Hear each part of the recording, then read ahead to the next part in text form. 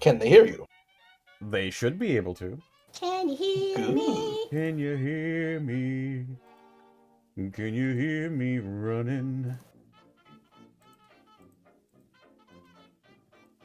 Can you hear me running? Can you hear me calling you? I hope so. I just like, wait a second, it's footstep sounds going away. No, go back. It's like, is he gone? But he's the DM. We wouldn't be able to hear it because it's silent running. Get it? Okay, it's some jokes are for me. No, it's fine. They can't all be winners. Don't worry about it. Don't worry about it. Well, maybe if you explain it to me, it'll be funny. Well, you see, the song that I was quoting the lyrics from is called Silent Running. And when Sarah said you could hear the footsteps going away, I was like, no, you couldn't because it's silent. That's really funny. That's the joke. You said that in the most nonplussed way possible. Indeed. And I'll give everybody a minute to contain themselves from laughter. Thank you. That's very generous of you. It's wise. Of course. But in the meanwhile, welcome everybody to episode 101. 101 episodes of Gateway. And Gateway. we really are... Indeed, we really are in it tonight because we are in the final stretch. That's right. Oh. Gateway may soon be coming to a close, but how soon? Well, that's up for fate to decide because anything can happen in this final stretch of Gateway. I've made live for the first time ever. Welcome, mans. Appreciate it. Thanks for being here. Louise just turns to the rest of the group. It's just like, guys, I got a confession. Pulls off hair. I'm a ghoul. No. Bald! The whole time. Bald! Bald! You took all my red X for nothing. For fun. It was funny. For fun. I mean, it kept me You going used me more bold. For real estate. It kept me going more bold. Look, points. I still have my eyebrows. Falls off. Son of a bitch! Those are paint. It's not the hair, it's just the whole eyebrow falls off. Yeah, it's just like those stupid like felt eyebrows Yeah, you can just like shape and buy. Hey, Luis, I got your nose. Oh, I got your nose. Pay No! good money for that shit. That was expensive. We got your That was nose. Oh DL yeah, well I got that got from the DLC store. Damn it. Oh yeah, well I got your face. Alvin just takes Louise's foot and he's like, I'm not giving this back until you apologize. I would take your foot privileges. Oh. Privileges are right. Yeah. Privileges? Privilege. I think you got it right. Yeah, that Fringe. sounds good. Indeed. Yeah, that sounds. Yeah. Anyway, hey, what's up? Vigorous nodding. Correct. All of that and more on Gateway. Before we get into tonight's episode, let's go around the horn and introduce our players, starting with my very good friend Fringe Type. Hey, what's going on? My name is Fringe. I'm a writer and voice actor. You can find me on twitch.tv/FringeType. I stream throughout the week. I stream horror games, RPGs, and various ARPGs like Slormancer and Path of Exile 2. Thank you very much for being here, and I hope you enjoy your time in Gateway. That's me. Yeah. Happy belated birthday, Fringo. Thanks. Up next, we've got Lanny Pator. Why, that's me. Hello. You can find me all over the internet at Lanny Pator. Been working on a bunch of stuff lately. Gonna try to find some time to sit down and figure out exactly what kind of a streaming schedule I can, fix for myself since I got out of the practice, but I got a long backlog to get through, so we'll find our way there in 2026. We can do that together. Beyond that, stay tuned to 4-Star Bento, Tales Unwritten, and Team 4-Star for more of what's coming. That's me. Excellent, excellent. I'll be right Oh. back. I'm gonna grab myself a beverage. Very well. Up next, we've got Sarah. Where can they find you? What are you up to? I'm on Blue Sky and YouTube at Sarah with an H and with an E. Willia. Oh god, right. I actually didn't talk about stuff. The new Trails game, Trails Beyond the Horizon, is out, and I'm back voicing Celise Ortizia in that, and I think a few other things running around in there. I don't know. Go have fun. Good god, I'll go back and start at the first game, and maybe in 10, 15 years I will have caught up with everyone else. That a good timeline, Fringe? You know this stuff. I haven't played any Trails games in like 3 years, so your guess is as good as mine. Yeah, that's me. Alrighty. And up next, we've got Xanalis Grimm. Whoa, that's me. Hey, do you like TTRPG content? I'm in do. a lot of it, so if you want more of that and or of me, check out my Blue Sky, Xanalis Grimm, where I post everything I do. But aside from those, I suppose, posts, my schedule is Monday, twitch.tv/Xanalis Grimm, 7 p.m. PST. We're back for Stalwart Souls. Tuesday, twitch.tv/Distortion Devil at 1 p.m. PST for some Vecna Eva Ruin. Then Thursday, twitch.tv/Monty Glue at 7 p.m. PST for some Dungeon of the Mad Mage. And then twitch.tv/Distortion Devil again for another healthy helping of Cazador's Guide to the Cosmos. And that's me. Excellent, excellent. As for me, you can catch me on Twitter, Twitch, YouTube, Tumblr, and Blue Sky at Distortion Devil. You can find all of my TTRPG/roleplay content over at youtube.com/devilsanddicerolls or patreon.com/devilsanddicerolls, where tomorrow could very well be the day I release my first bit of content for Devils and Dice Rolls. So tune in to patreon.com/devilsanddicerolls if you want to see my first video. Yippee! Exciting. Holding out for you, bud. Yeah. Other than that, I'm streaming every day except Wednesday and Saturday. Tomorrow we're going to be playing some more Fallout 3, as well as some Baldur's Gate 3 modded honor mode. And, yeah, we've got Cazador's Guide, we've got Eve of Ruin, and all of that jazz. And that is about it for me. This episode of Gateway was brought to you in part by Die Hard Dice. Die Hard Dice! That's correct. Hooray! Die Hard Dice. It's your one-stop shop for dice and dice accessories. And if you head on over to dieharddice.com, you can use the code Unexpectables. You can save 10% when you shop online. As well, check out our merch store. We've got all sorts of fantastic designs, including 3 new ones.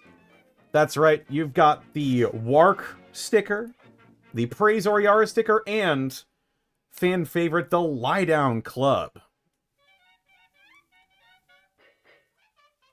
So if you want to join the Lie Down Club, head on over to our store and pick up some Unexpectables merch. And we also couldn't do this 100 year in, 100 year out without bits and subs from viewers like you. We've got Zenlita, thank you for the 69 nice months. Nice. The Talbs, thank you for the 70 months at Tier 2. Gateway.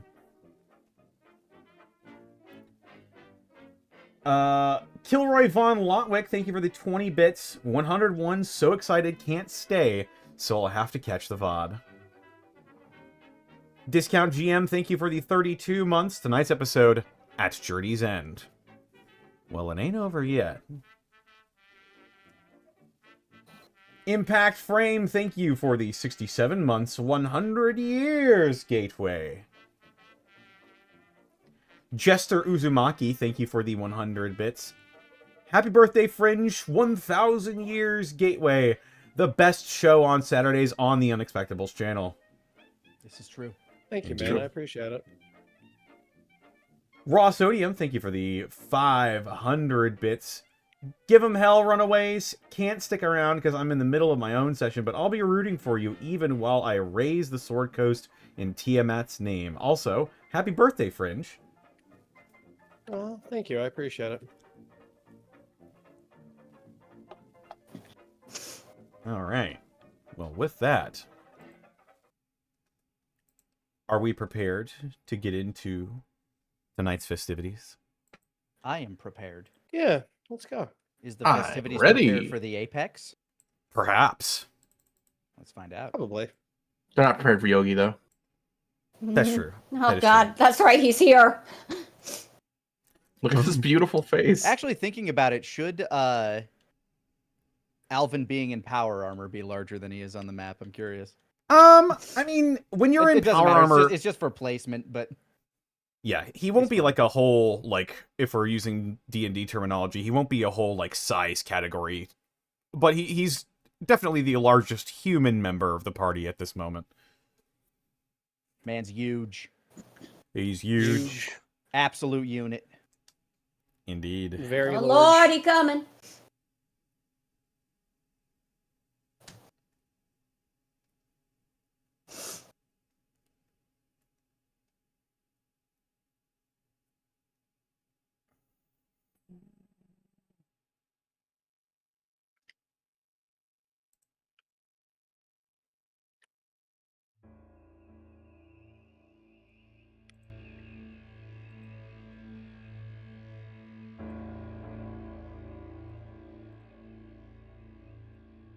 We pan now to a shot just above the Emerald Acropolis.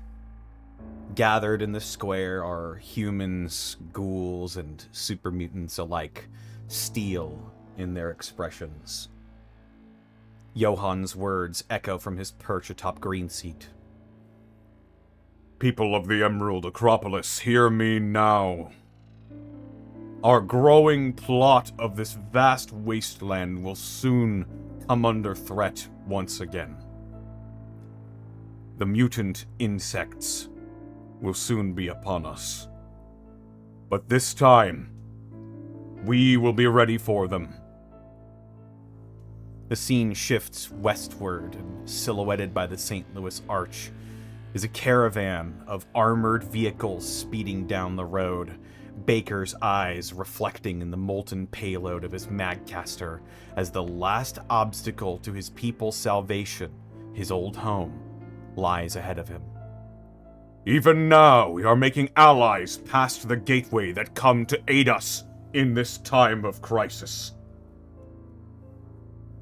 We shift again to the north, where a blonde-haired, blue-eyed woman clad in black and a ghoul in a ghillie suit sail down the Missouri River on a rickety tub, and behind them, the best fighters and hunters of Vault 66 make their way east.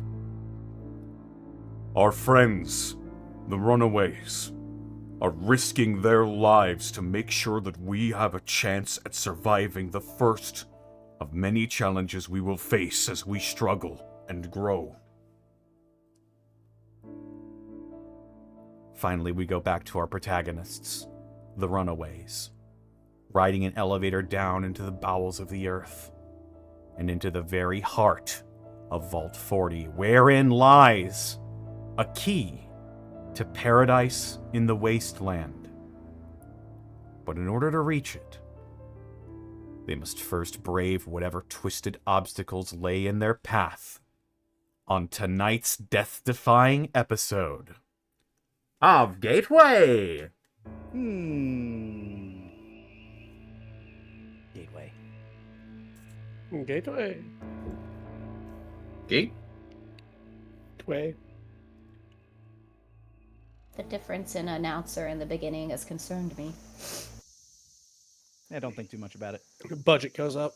It's fine. I can feel Sarah's eyes squint whenever there's a change. I don't like change.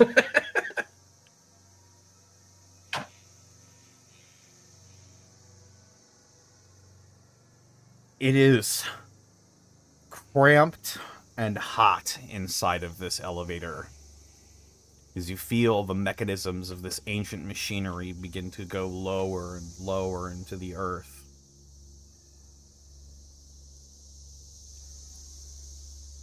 Eventually, the elevator hitches to a halt,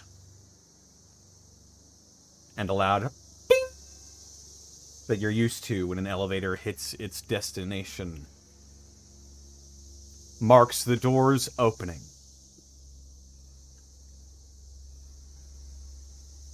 Where do we end up? Well, I believe you went down to the power room. That makes sense.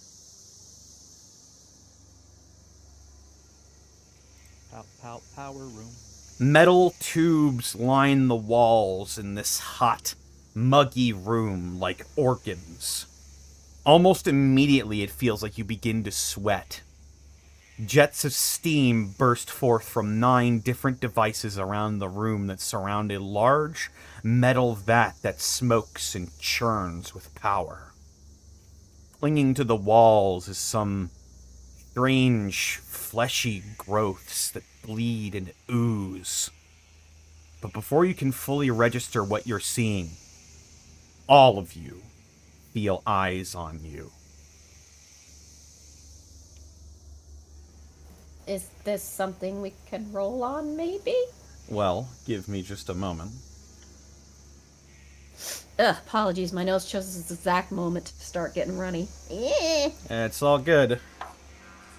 Let me go ahead and just, will this work? It will work.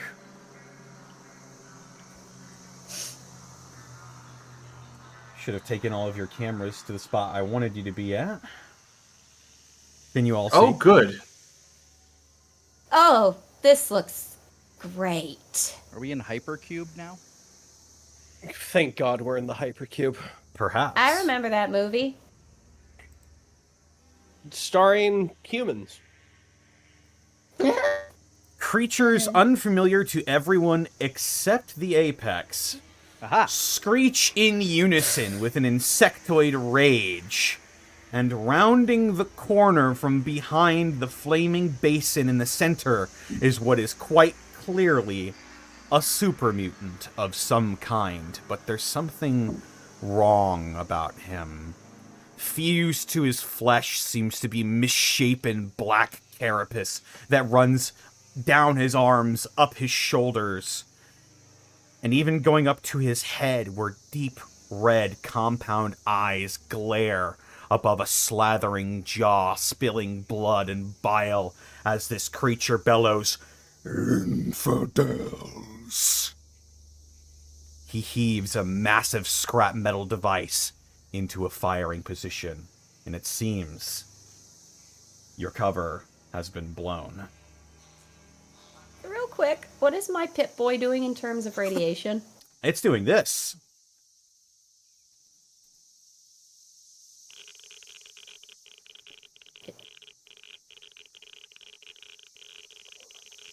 Is that like we should be popping our Rad-X now? Well, you all popped your Rad-X before you came in here. So we're good. Oh, okay. As Lisa's Pip-Boy is doing a tap dance. Yes, that is good. The bad news is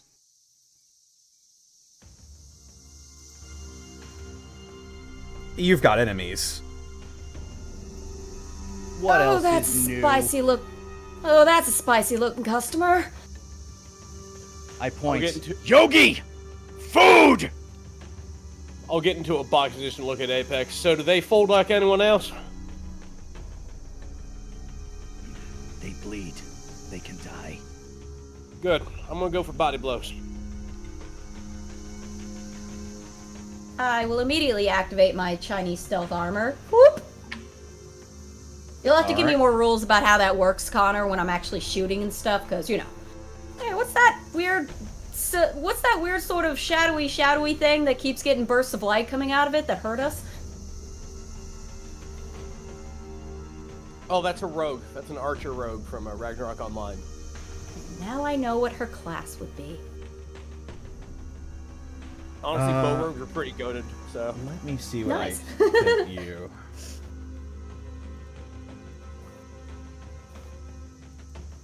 I myself played a Lord Knight whose name was Sir Drywall. But why was it called Sir Drywall? I couldn't get a name on the server, so I kept looking around at my apartment, and I landed on Drywall. This is a Bethesda property. You have to be a stealth archer. I love that you based. I love that you did. I love Lamp. So the stealth armor just makes it so that you automatically succeed on rolls to hide, basically. So if the very first thing you want to do in combat is go stealth, then immediately you succeed. Yeah, you know what? That sounds good, because this guy's got a projectile weapon, and I would like to chance to get out of the way. Mm-hmm. And that will give you a bonus to attacking, because you're coming out of stealth when you're doing it. Nice. Love it. Nice. Yes, I would like to Homer disappear into the bushes, please. Well, all right. I've got you covered. You are invisible. Woohoo!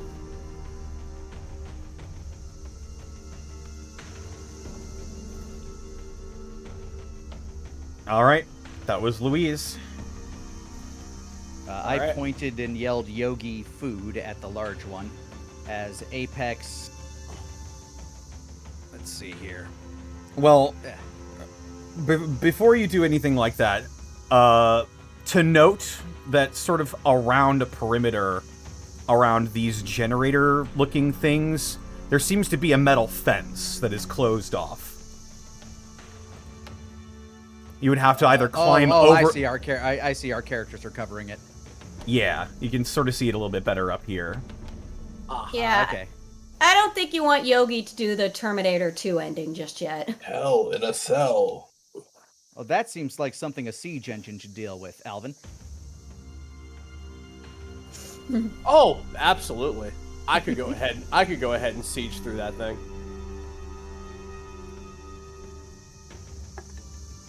Is that what you're doing? Are you gonna try and tear down this fence? Tear down this wall. So glad someone said it. Alvin Bronson, tear down this wall. Yeah, if they're behind the fence, I'm gonna punch through the fence and attempt to punch through the head of the dude up here as well. All right, which one are you There's a doing? guy up there? Yes, there is. Which one?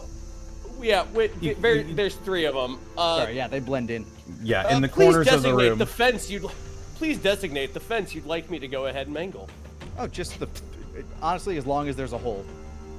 If there's a hole, Reaches there's a out goal. Reaches as they out and say. taps the fence in front of you, like Hell, Lanny, I heard that when I watched Lupin the Third on fucking Adult Swim. Absolutely, I'll make a hole in this goal. All right. Go ahead and make a hole in that. Go ahead and roll a body roll for me. Got you. Gotta get my modifiers out. Hold up.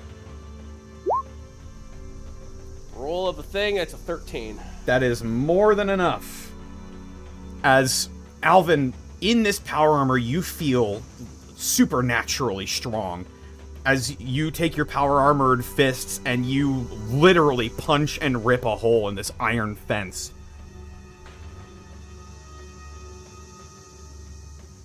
Alright, we have a point of ingress, Apex. I take advantage and I dive through. Alrighty. And I'm going straight for the big guy. Alright.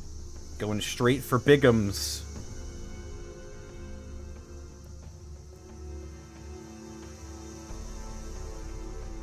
Go ahead and roll that body roll. Sure thing. Let me see. That body roll. 2d6. Hiya! That is a 9. Also, We're have taking you some damage? have you taken Radex? Yes. Okay. I'm also like my suit also resists raids. Raids. Rad raids.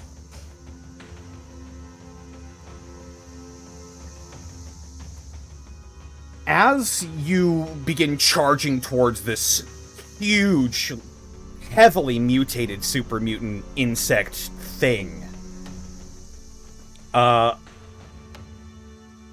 you hear the rapid buzzing of insectoid wings as from behind him, as you bring your claws down, one of the nymphs in the room jumps in front of your blow.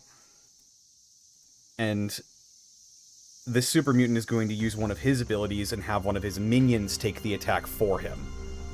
Ah. Look out, sir! Get down, Mr. Mutant. Yeah, super mutant. So as you skewer through the shoulder this nymph, which chitters angrily at you as he's like trying to push your hand down and away from his master maybe even. This sort of bloody, pussy mucus will begin dripping down your arm, and raising the cannon,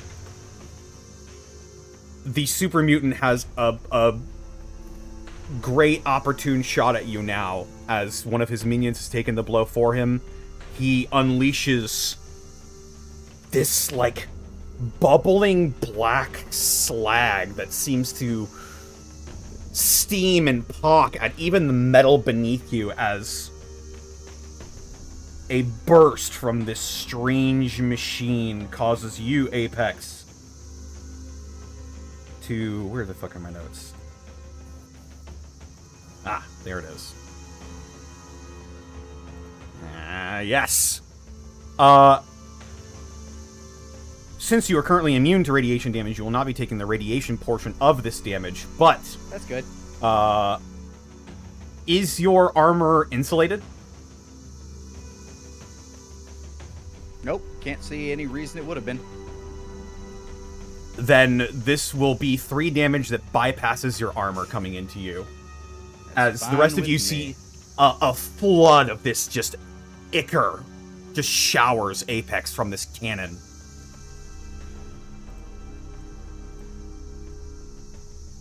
My shield absorbs a bit of that, but you can see that there's like some boiling, I guess, burns on my shoulder now. As I was able to kind of like move my face out of the way. But Fallout now. My God, that's so cool. Yes, you're not covered head to toe in it. You're not like soaked in this strange substance. You managed to avoid most of it, but it hurts. It's starting to burn. All right, but you managed to land a blow on that nymph. Alvin's moved. Louise has moved. You wanted Yogi to also charge this dude, right? yeah, I yelled food. So if he's, I mean, honestly, he could also patrol the border. He's a bear. He can do whatever the fuck he wants. I don't control Yogi. Like The bear is more of a law in itself. he is his own man. The bear is a concept, really. All right. Well, then Yogi will act on his own for this. Let's see what he's gonna do.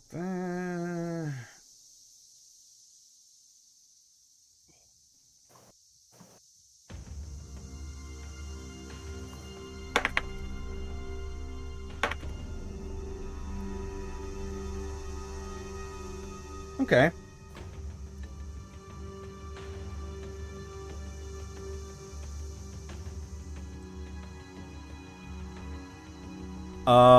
Not wanting to get into a confined space like this, Yogi is going to run up where there's less people around, and he's going to try and slap this nymph. And with his ridiculous body score, he is absolutely going to cream this nymph over here. Hell yeah.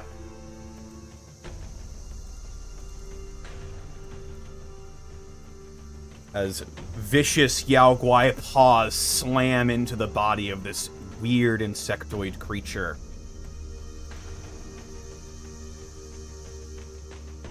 That will leave it to Theo. All right. Theo's spinning the barrel and lighting up the nymph to the south. All right, go for it. This would be a body. Yes, this is a body roll.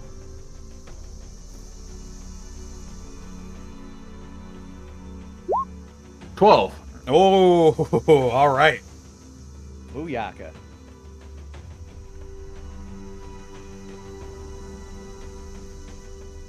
as the Gatling laser warms up a spray of red-hot plasma, well, not plasma, but energy slams into this thing.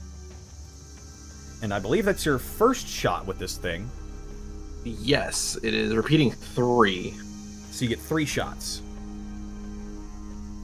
I'm marking down ammo real quick before I forget.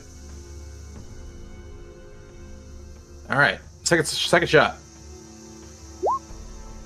Ooh, 6. Ooh. All right, not having much of a sense of self-preservation, the nymph is actually going to use its special ability. It is going to close the distance and immediately make an attack on you. You're going to take 1 damage immediately, Theo. Uh-oh. Okay. But that's your second shot. You've got 1 more. 10. That's a 10. Oop.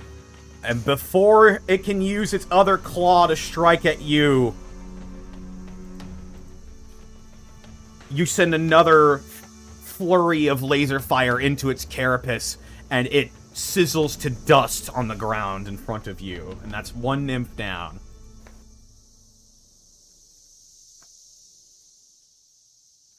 Theo loves this gun. Seems to be doing good work. All right, I believe that's everyone who's moved so far. Top of a new round. So,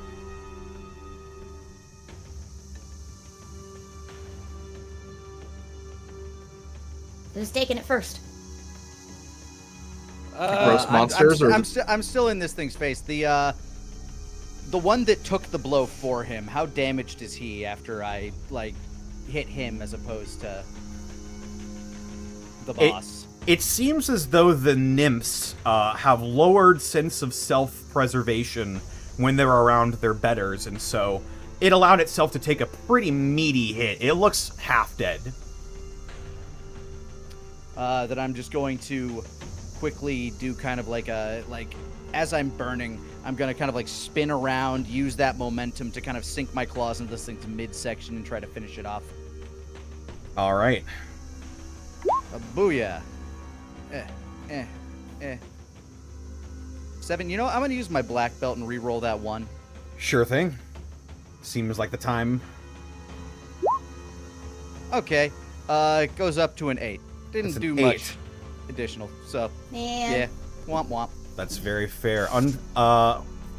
Fortunately for you, you're not going to be taking too much damage. You're going to be taking 2 damage, and this is just no special properties, as the with its dying breath, the nymph claws at your armor and rakes down at the fresh carapace. But you bisect this creature,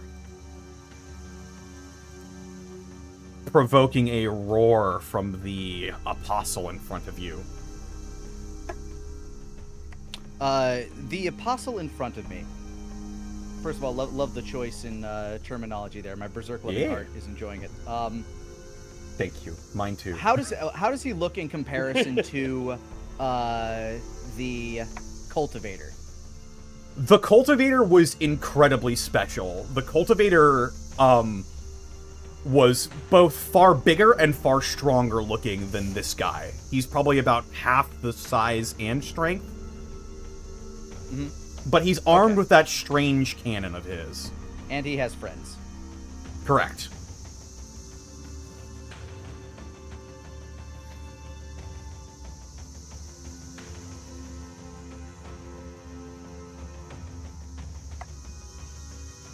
All right.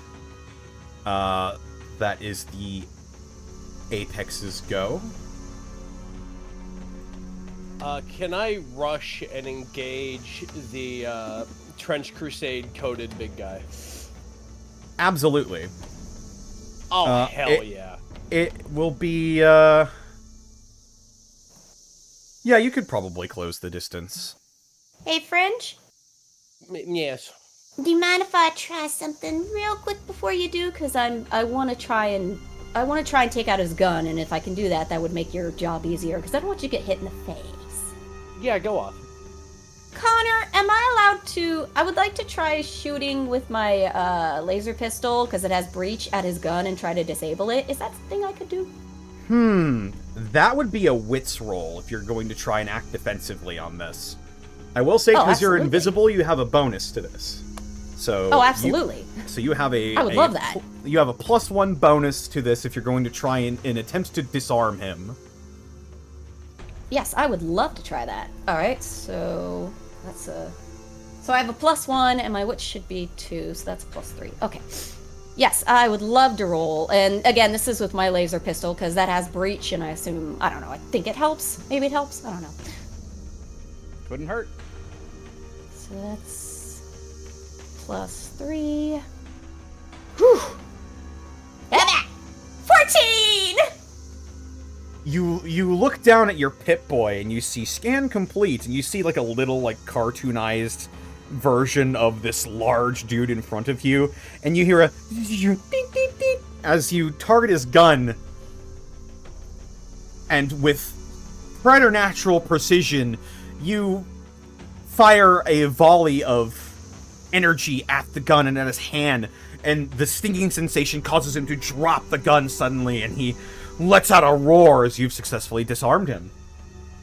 Can I roll Ricochet on this? Does that count for this weapon? Sure, go for it. Just got a question mark, yeah. Listen, ricocheting lasers was not the weirdest thing to have happened in Fallout. Just need a good mirror. It's true. It's true. Do I still get an advantage on this, or is it just with that one? It's still your current turn, so I'd say yeah, you would get it. Alright, Strange is also 2, so that's still a +3, so what is it? It's been a while since I used Ricochet, actually. But yeah, just roll Strange. Okay. Real... 10! Woo! Alright, so you can target the Apostle as well. Yeah, why the fuck not? Because you succeeded on a 10, yep. The Slag Cannon Apostle is going to take a meaty hit for that one, as the laser reflects off of the metal surface of the weapon and bounces up into his chest. You see a burst of flesh and blood as a chunk gets shot off of him, essentially. But he still looks quite strong. Urshan, if you want to stick your fist through that, I would not be minding. Phrasing! Since Louise left a marker, I'm going to charge, and I'm going to just ram him, just like full rushing right hook into where the flash was. Alright, go for it. Alright. Let's roll into that. That is an 11. 11, alright. Nice. Now, cool thing about I said Power Fist. I have the breach property on these, but I also had the breach property on just my character beforehand. Do I get, like, double breach or something? Like, do I get to, like, sunder his armor? As you go charging towards the Apostle, you see, peeling off the wall, another nymph comes flying over the fence and tries to do the same thing it did to Apex. However, as it does, the sort of like rebar spikes, or I guess it's ultrasight, the ultrasight studs at the end of your Power Fist just completely shatters through like the shoulder plate on this nymph, and both the nymph and the Apostle will take damage on this. Oh, hot dog. All right. Let's see. You'll love to see it. Honestly, I don't know how much damage this deals. You always do the damage on these. All I know is that it would count as Power Fist, so it would be close, loud. It's a set amount, so it's like a number of successes before the person goes down. Okay, cool. So I cracked them both real good. Yeah. All right, sick. All right, that's my turn. All right. That leaves Theo? for this Theo, round? yes. And Theo, or do you also, want Yogi to punch? Yogi's going for it. Yogi's going to try and finish this nymph. Let's go, Yogi. Yogi Hungy. Yeah, that's easily with flying colors. Just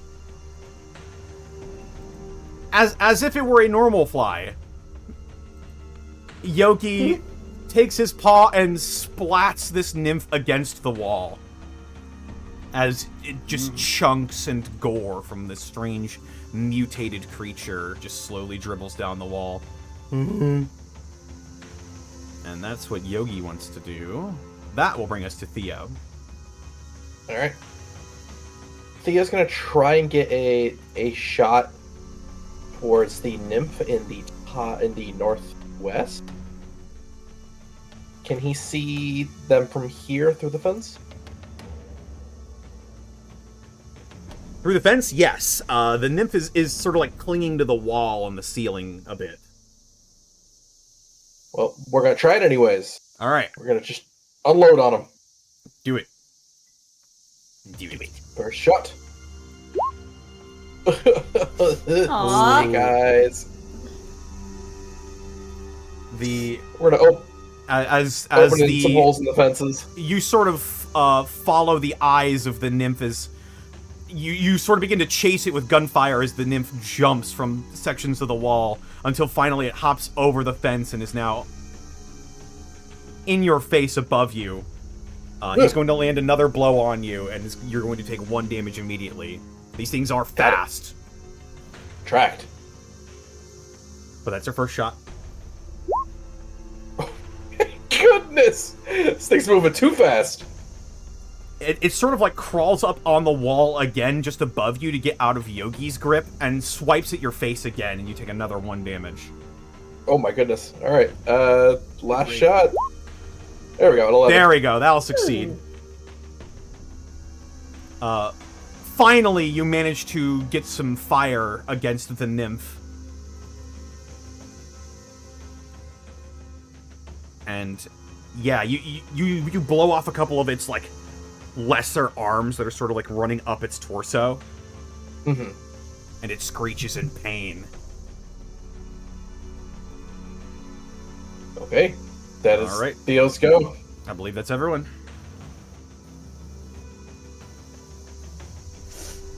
All right. Let's see. Seeing Alvin like kind of slam into this thing, seeing the gaping wound in its chest, Apex is going to slash at the big fella again. Try to go under, like, kind of take him down to a knee, like hobble him. He's been rocked a bit, but I'm gonna try to like take out a tendon in his knee or something to kind of like get him to stop moving around. All right, go for it. Dear Lord. Oh no. All right, I have another ability. Let's see. Okay. It's like, wait. This is, yeah, the rolls are not going good for me right now. Oh, it says the first time I fail combat for that one. Can I say that I used that one for the previous and use the black belt for this one? Sure. Yeah. Is this just One, another re-roll, or is it like a flat bonus? Yeah, sort of thing? it's another like re-roll one of the die kind of. What ability is this? Sorry, it was my the one I got from the Grognak comic. It was like the first time Oh, I fail yeah. in combat, I can re-roll. But black belt is a very similar thing, except it's choose when. 3, so that goes to 5. Okay, it goes from a 6 to an 8. I'll take that. Goes from a 6 to an 8. Still taking some damage, but we take those. Absolutely. The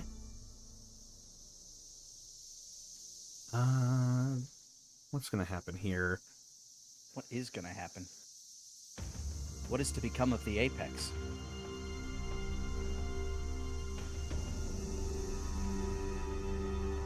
Yeah, the Apostle. His weapon is sort of on the ground at the moment. However, he does something strange. He allows this hit to hit him. And he's looking very weak at the moment. However, a torrent of this blood and bile and who knows what else just comes flowing out of the apostle's mouth, and it dribbles into sort of an open receptacle in the cannon, which begins to rattle and glow with red hotness Gross. as the apostle I thought has I got rid of reloaded. Well, he dropped the gun, so he can't use it, but he has a special relationship He's a special with it. Okay. He's Jeff Goldblum from The Flying. So, okay. He's slorming. He's slorming. He's slorming. Slum. But you've managed to cleave into his carapace one more time, Apex.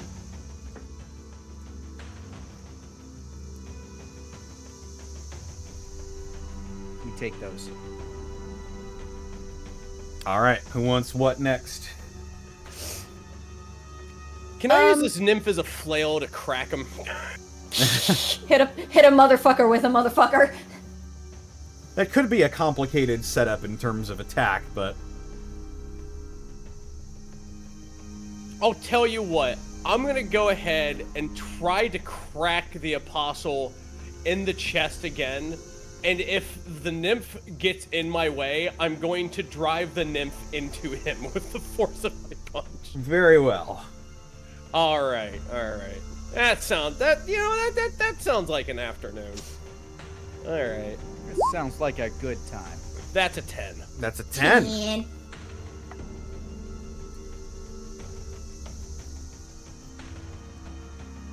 Yeah, as the nymph goes to fly in front of your punch again, you sort of pin him up against the apostle, and with your power fist just boom, boom, boom, one after the other into his chest, which pushes his chest into the apostle's chest. And the shards of carapace sort of enter something vital inside of him, and both of them sputter. And both of them fall. That's what you get. Apex takes one of his. Oh wait, is there still combat happening? There's still one on Theo.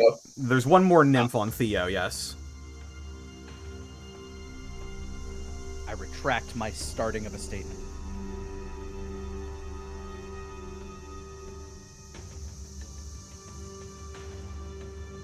But who would like to go next? I haven't. I guess I'll just turn and look around, being like, "What's this?" And like, what? Theo's got it on his face, just like, ah! It got 3 solid hits on Theo. I will turn, see it messing with my friend Theo here, and level my laser pistol for a shot. All right. That is a regular strength roll now. I do appreciate that our combats have become Pink Floyd concerts. Here we go. Aw, it's 5. Unfortunate. As this nymph appears to be of a quicker variety than his fellows, skitters on the wall past your shot and jumps down behind you, raking its claws down your back the way down, and you're going to take 1 damage. And is that doesn't bypass armor though, right? And it does not bypass armor, no. All right, that's all right. This is just Thank a you, simple leather physical padding. attack. I love you. Da-da-da. Son of a bitch. That's Louise's go. Yep.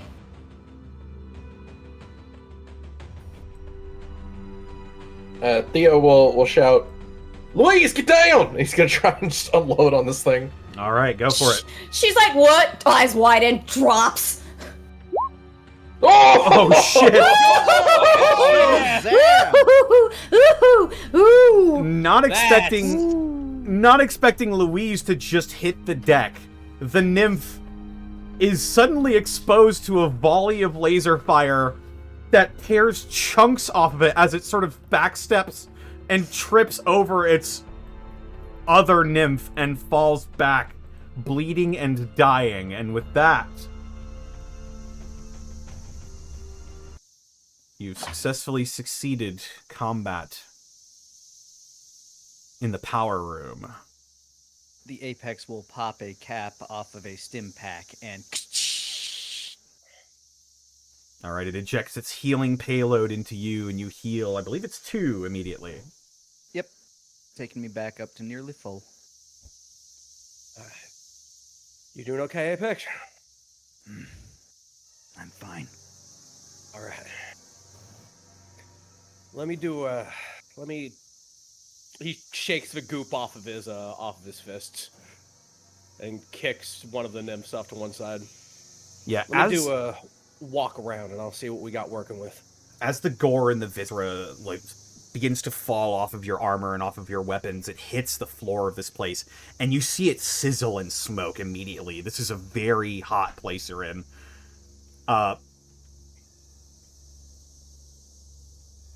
Anyone bleeding? Not anymore. Nope. New stuff padded off real good. I'm dandy as apples.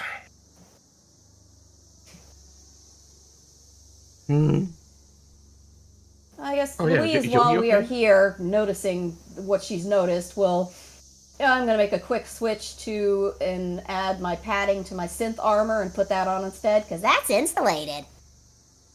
Apex going to walk up and pat the side of Yogi, check him over for wounds. As you look How's my over him, boy? he doesn't seem to have sustained any injuries. My boy. In fact, he seems to be bored. He sort of slaps the dead nymph on the ground a couple more times and then just gives up when he realizes it's dead. I just wanted to paw it at like a cat. Just like, meh, meh, meh. I looked at Alvin. So, does this place have what you need to get things powered up there? I'll see what they've done down here, and I can see if I can get the rad scrubbers going on from down here. This is a good guess, so let's go ahead and give it a once-over. And Connor, I'm going to do just that. I'm going to go ahead and take a look around, see if they've tampered with it at all, and see if I can't get the rad scrubbers up and running, either through this room or by diverting something in this room. Sure, go ahead and make me a smarts roll. All right. Let's do that. That is Any 10. Teen. Any doodads on that super mutant's body? That's a good question. Imagine everyone looks towards Louise. Louise is just raising her hand and like waving like. I'm not the most dexterous right now, so probably Louise would be the best to go ahead and look through him. But he'll kick him just semi-roughly in the side. I don't think he's getting up, so I think he's good. Yes, I would love to do that. Firstly, Alvin, as you're looking around this place, it seems like this vault is a bit different than the vaults that you've seen previously, whereas they would either have a nuclear reactor or some sort of generator of some kind. This appears to be a different kind of power source. Judging from what you've read from pre-war books and your just knowledge of engineering in general, this appears to be some sort of thermodynamic energy source. Or geothermic is the word I'm looking for. Oh. And it also looks quite in disrepair. Whatever status this was when the original denizens of Vault 40 left, it seems like not a lot of good maintenance has been done on this. Does it look reparable? It does, as a matter of fact. There's a terminal in this room that is set up to adjust the pressure and different limitations in the room. You see some like wheels have come off of places where they would need to be turned on the wall, and it's a simple matter of just placing that back in, tightening them, adjusting the levels on the terminal, and the vault suddenly hums to new life for the first time in a long time. There we go. All right. Well, thank goodness I read that book about different fuel sources. You'd be surprised what Boss Man had in in his library. This is something, though. You know what the hell we're standing in right now? Power. Shrugs. This is geothermal energy. Planet It's hot. Thermal. Exactly. So it's a system that goes ahead and pulls its energy source from the heat of the Earth. In actuality, this shit could run for eons if you maintain it.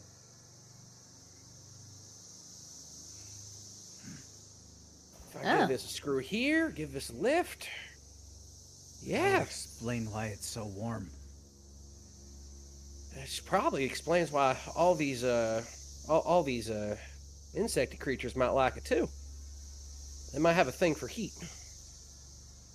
But since I went ahead and regulated everything to as it should be, that should give us a good edge. Probably also get those rad scrubbers up too.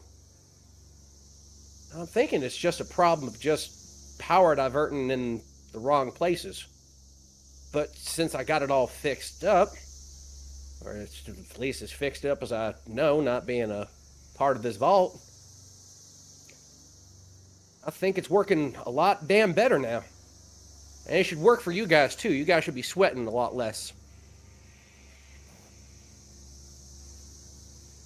Looks over from her start to search, being like, in her insulated stuff, like, don't matter to me, I got your shit on.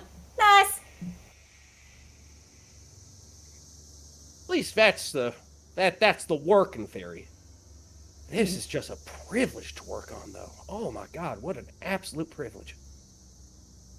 I'll tell you what, some of these vaults are fucked up, but like, damn, what a privilege it is to see a neat power source like this. Aside from the big honking gun, does the mutant have anything neat on him? The slag cannon apostle does not have anything aside from his slag cannon on him, unfortunately. Aw, I can't even roll for it. He no armor that might be able to be reused or something? I don't know. His armor is fused to his body. Unless you skin him, you're not going to be able to use it. So You're not going to do it unless you're as desperate as I am. That would be a fun sequence. Just... yeah, get it. I don't want to roll scavenger then. Can I just roll regular wits roll for if there's anything useful in this room? Yeah, you can go ahead and roll a wits roll. Sure. Nah, nothing on this guy or Shine. I'll take a look around everywhere else though, see if I can catch something you might have not peeped. Roll 10. 10. What will be in this room? You know what? Oddly enough, as you peer around again at the floor, you pick up more of those shiny little nuggets of metal that appear to have been handcrafted specifically for magcasters. You pick up about 5 more shots worth of magcaster ammo. Alright. If they got someone specific making this shit, I must thank him at some point. If he is alive.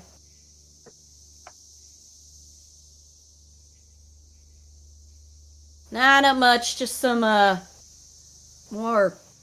Well, I'm gonna put it in my Magcaster anyway. That seems what I should be doing with it anyway. I've been doing that. Go ahead and keep one of those... Go ahead and keep one of those in your pocket. If we get out of here, I might be able to go ahead and reverse engineer some of that stuff. Ooh! Yeah, fun. And, yeah, I think that's all I got.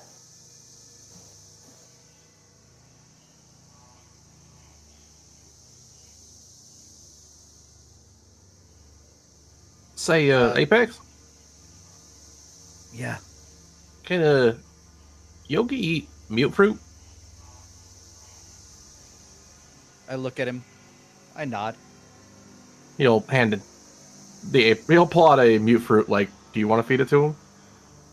I offer to let you, unless you just don't want to try to lose your hand. You could tell he wanted to feed Yogi, but was like, didn't want to overstep any bounds or didn't know if it was okay. You can feed him if you want. He has a almost audible smile as he like motions to feed Yoki the mute fruit. Keep your palm flat and your fingers extended, or else he might eat them. He will do so. Yogi will waddle over to you, sniff the mute fruit. He lolls out his tongue and he'll just scrape the mute fruit into his mouth. Your hand is covered in Yao Guai slobber now, but unharmed. His face is now covered in a slight happy tear. Theo's, that is. The joy of feeding a bear.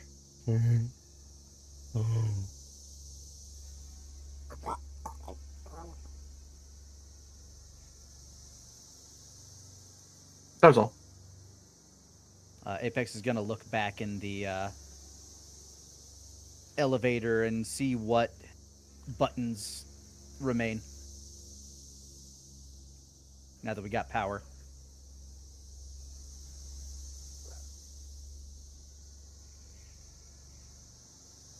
As you look into the elevator, you hear something strange. Give me a wits roll. I can do that. Where'd my dice roller go? There you are. Babushka. Ah, there you are. 11. You look around and you hear, like, this...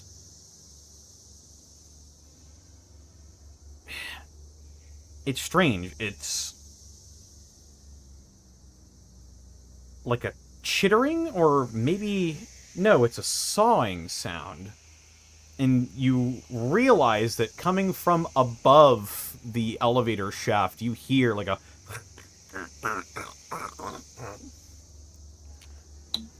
Is there an emergency hatch that's accessible through the roof of the elevator? There is, as a matter of fact. Well, before I can assume what's going to happens, I am going to try to, like, burst my way through the top of that. Okay. Go ahead and give me another wits roll to see how fast you do this. That's a 5. Connor. A good old snake eyes 5. How far am I plummeting? As you leap into the elevator to try and stop whatever is taking place from happening, it's your weight that causes the cable of the elevator to snap. And I look around. We might have a propagunk. Apex! as was from the that elevator noise? shaft, the rest of you hear as the elevator shaft falls to the very bottom floor. And May will I? Was Apex on it? yes, I was going to say, may I once again attempt to get out of the elevator before it crashes? Like, climb up through that hole that I was trying to climb through previously. yes, you may. As you do, you unleash the hatch, and there's a lot of physics at play here happening, but you stand up on top of the plummeting elevator shaft. You see maybe the faintest chance that you could leap from the elevator onto one of these service ladders that are just flying by you at the moment. So go ahead and roll That me seems one better more than wits crashing. roll. Yeah, 14. Woo! Okay. Would have rather that the first time, but Yeah, we As- still have an elevator then. As you pop open the latch and crawl up onto the top of the elevator as it's beginning to plummet down to the bottom floor, wherever that may be, you spot a moment. You see an emergency light highlighting one of these service ladders. And you leap and you grab for it and you just manage to cling onto it, and you feel and hear from below you as the elevator crashes to the bottom, a huge plume of dust and debris comes rocketing up from the sheer force of the elevator slamming into the bottom of the shaft. I am glad that wasn't me. Apex? You don't take okay? any damage, but you are separated from the rest of your party.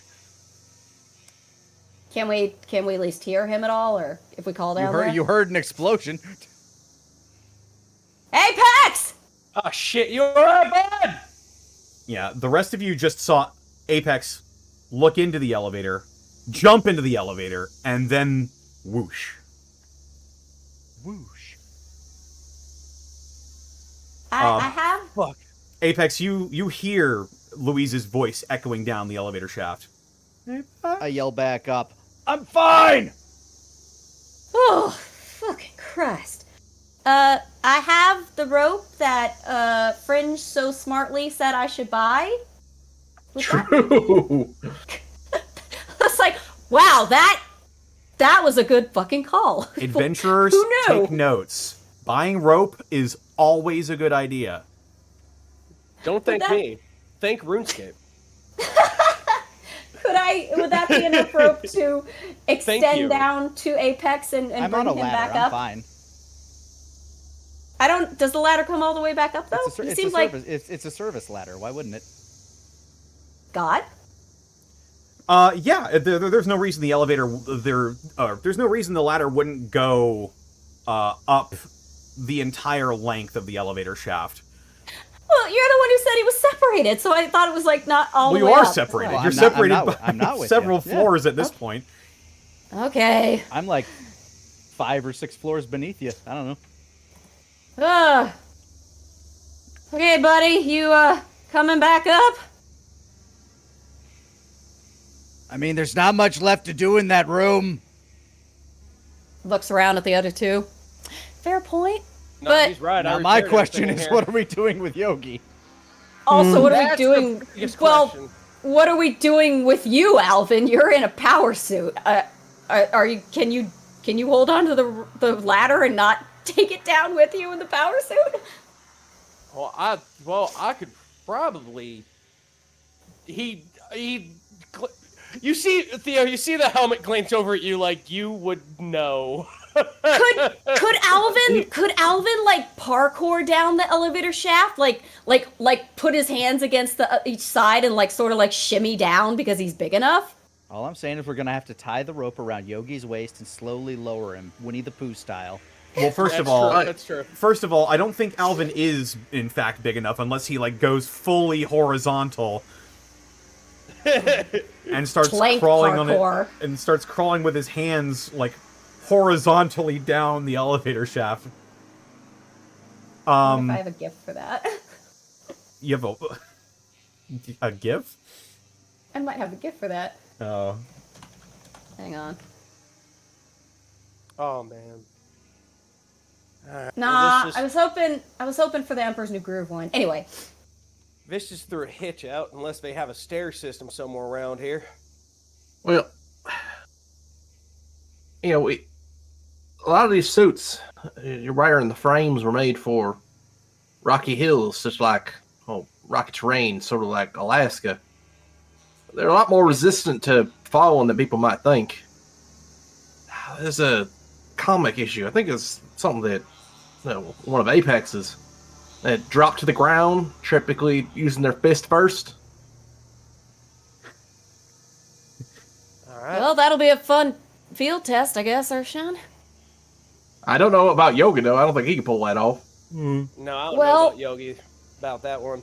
Yogi just the 3-point landing. I'm Well- glancing around the rest of the power room. Is there like a walkway or another door out of here, or is there like a? Punch a hole through the wall. As you look around in this room, you do see, in fact, there is a door to the south of this room, right here. All right, I'll tell you what. Let's see. Apex, how many levels down you think y'all are? How many doors down am I from them? you probably fell 3 floors before you managed to get your way to safety. Okay, that's not too bad. Yeah, About not a 3. snake eater climb, but you know. What a thrill. With darkness and silence. Because I got a choice for y'all. There's a door out here that leads outside of this room.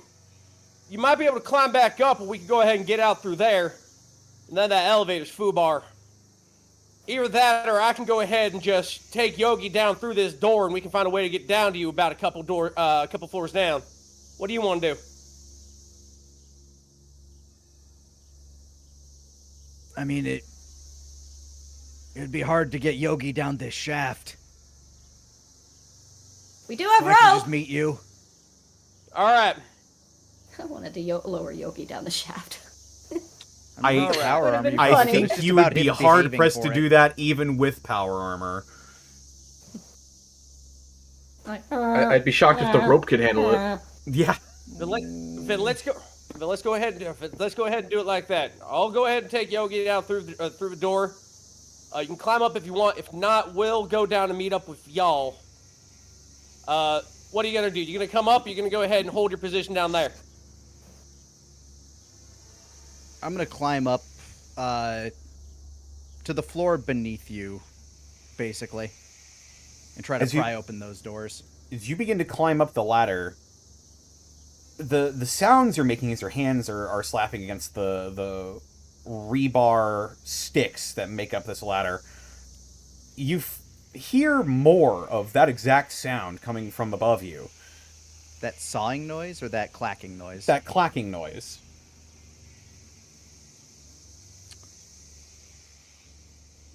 Huh. Hold on. Info items.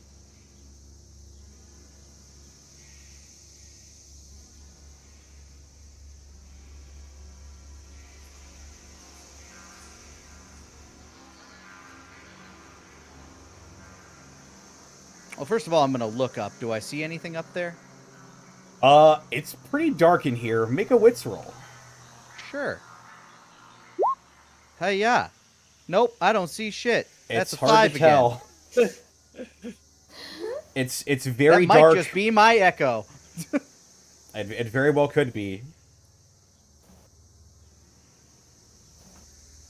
You continue climbing up, but suddenly you feel that you are not alone in this shaft. As 3 more nymphs have crawled down this elevator shaft after you. Do they have wings? They do. Excellent. do we hear any of this, or are we just sort of like, he's probably fine? You're going to hear, I've got company! Yeah, you hear that. Shit. Louise will immediately go to the shaft and poke her head in. Can she see anything? Are they between me and them? Or are they past them and heading towards me? They're sort of clinging to the walls on the level that you're at. They're staying level with you. Louise, go ahead and make a wits roll for me. Abu. Oh, that's a 5. I don't see It's still shit pretty dark either. in here. There are not as many emergency lights in this elevator shaft as there are around here. Can I use my Pip-Boy then? Sure, yeah. Upon however- seeing nothing with her naked eyes, she's like, I'm not see. Oh, right, fuck. Shines the light.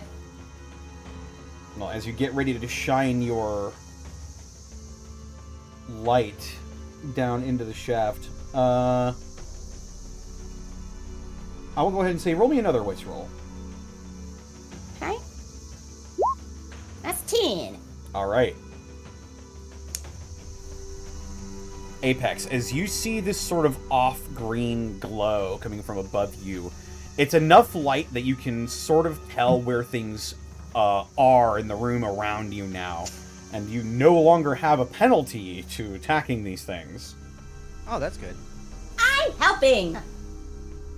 Thank you, Louise. You're welcome. The Apex says, "Thank you," as he leaps into action.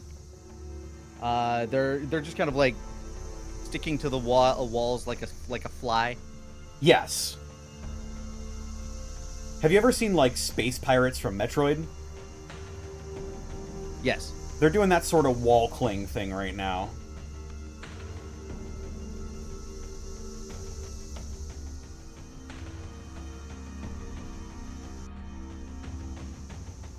But how does the Apex spring into action? Apex is going to spring into action. Are they just like on the wall opposite me? You're sort of being surrounded on all sides right now, except for the ladder right in front of you that you're currently clinging to. If you were facing west, there's one to the north, east, and south of you. Gotcha. All right. This is one of those situations where I am going to kind of try to reach out, grab one of them, and pry it off the wall. Okay. To what end? Actually, you know what? I'm going to leap and grab one's legs Okay. and try to drag it down the shaft with me. Okay. I'm hoping it will have some survival instinct and try to flutter its wings to soften our fall, but if not, I'm going to try to brace my fall with it. Gotcha. All right, that will be a wits roll. Okie doke. Yeah. Where's that? All right. Why can't I see shit? That is a 7. That's a 1 and a 3. 1 to 3, 7. Okay. Damn, I'm rolling like this is probably like the worst rolls I've ever had. It seems so. But Yeah, as Where you Mark's hands curled.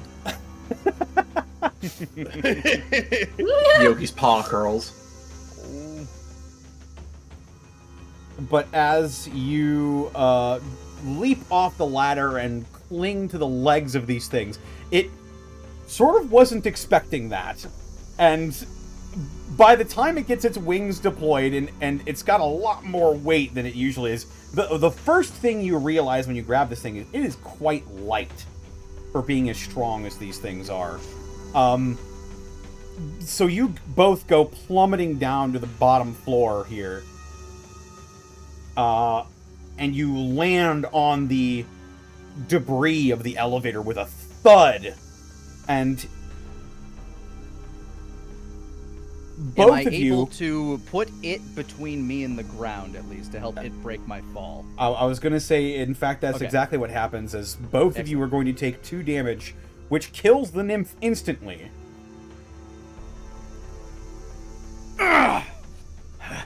One down! Son of a You hear from bitch, he's gotta further be more down the careful. shaft. Well, I like to imagine Louise just followed the flashlight down, like, oh god, okay, he's okay. All right, we're gonna go ahead and get down to him. That's what I'm gonna do. I have no way to control Yogi. Yogi, I'm gonna open up the door to the south. Come on, let's go get Apex. Come on. I've got a very important question for you, Alvin. Yes. Do you have any food on you? I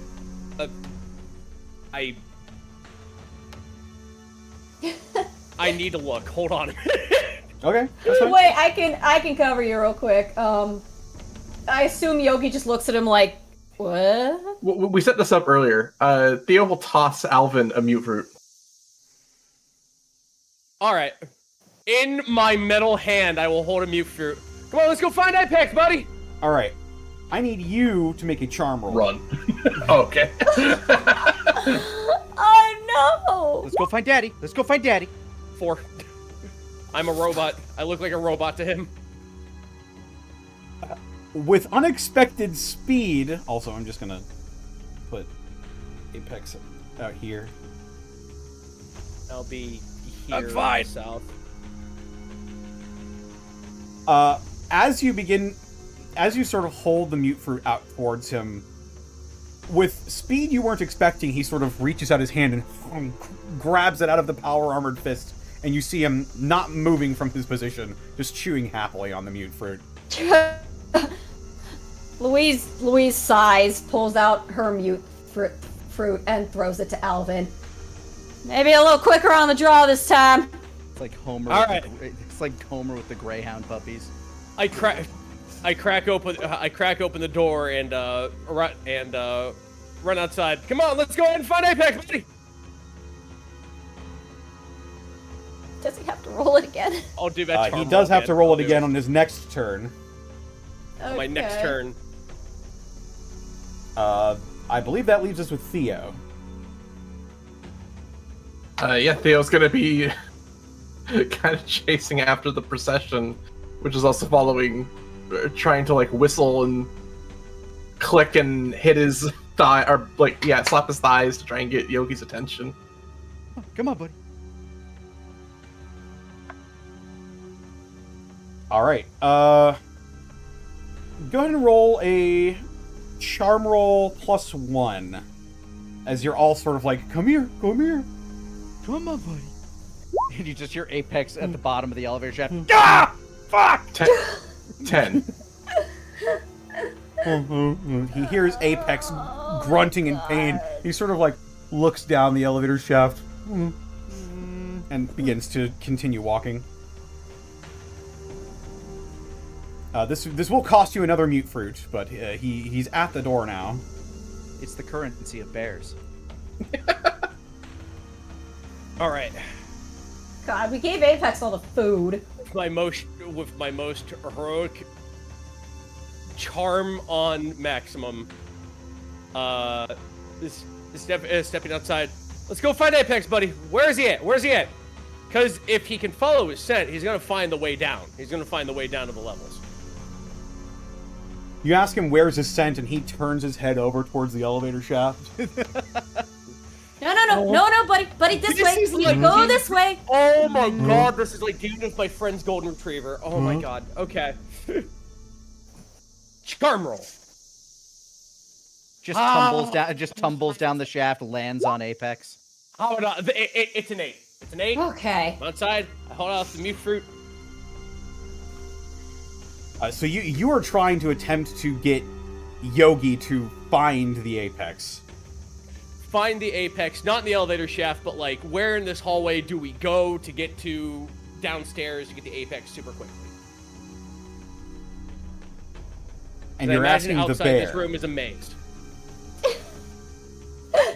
I mean, Voice We command. didn't say it was a good plan. This is just our plan. well, We given want the him to go given down the the parameters, stairs and find. We want him to go follows my down the commands. stairs and find Sometimes. Apex, not the elevator shaft. given the parameters of what you want to do, he is a little confused. He smells and hears Apex from the shaft. He hears him getting hurt as well. So he will just, like, look back and forth and he'll, like, claw at the door in front of him and will, using his Yaogwai strength, will just wrench the door open. And he will step inside. You know what? Alvin's right. We should trust his paraternal instincts. It's true. It's true. I'm just glad we didn't have to throw him down the air shaft. It's dark outside of the square. Yeah.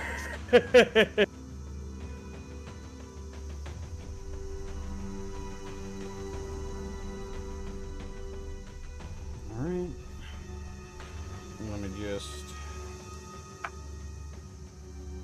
adjust something here really quick.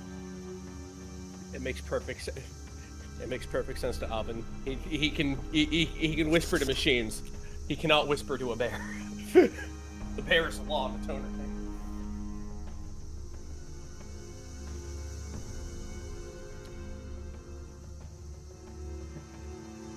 There we go. Alright. So Alvin and Yogi are wandering into this hallway, at the end of which you can see is, oh, there's no lights in here. Silly Billy. Let me fix that really quick. There we go.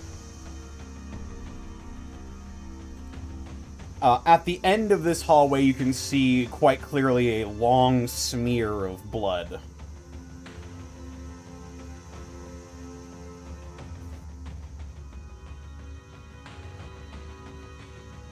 Okay.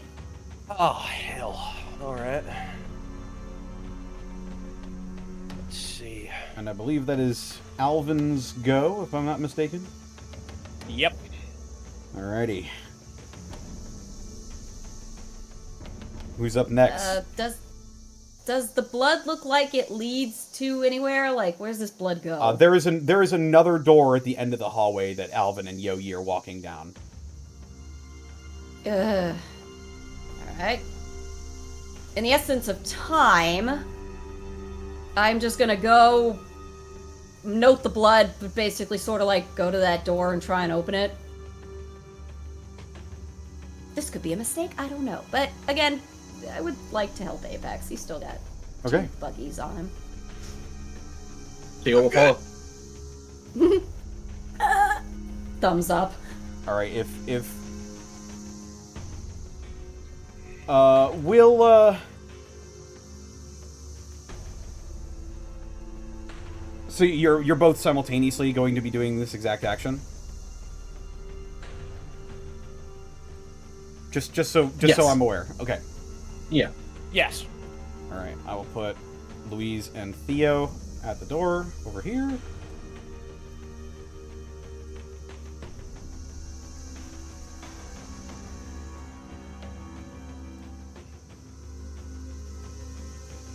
Alright, and you are opening the door. Yep. As you step inside, Like, don't necessarily want to step inside. Can I just open the door and look in? well, the door is sort of like a hydraulic sort of thing. If you open the door, it's not like a thing you can sort of creak open. It's either open or it's not. That's fine. I just don't want to go right into the room without looking in the room first. Yes, that is true. As you open the door, you look in and you see what appears to be some sort of a macabre laboratory of some kind. You see multiple vats of this glowing green liquid. You see human cadavers, bug cadavers, strange Iron Maiden-like devices. This room reeks as well. You see strange, fleshy, moving, almost living growths that appear to come off of the walls and out through the metal itself. And littered throughout this room are nymphs and apostles. Close the door, close the door, close the door, close the door!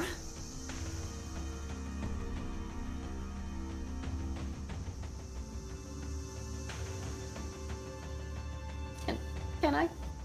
Absolutely, you can close the door. Just pushes button, opens door, looks for a second, pushes button again, closes door. I'm good. Nate. The French. I'm not sure we should make... Is there any other way we can go? That way doesn't look so great. Well, let's see what else we got going on down here. All right, Well, come on, boy. You got a grenade.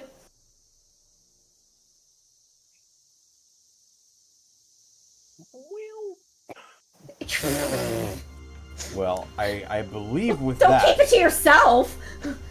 I believe with that will bring us back over to the Apex. Are the other two coming down after me?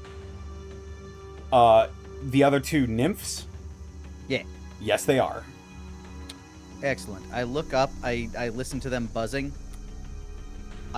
This is a very dark elevator shaft, right? Oh, yes. Like, there's no Especially now with lights.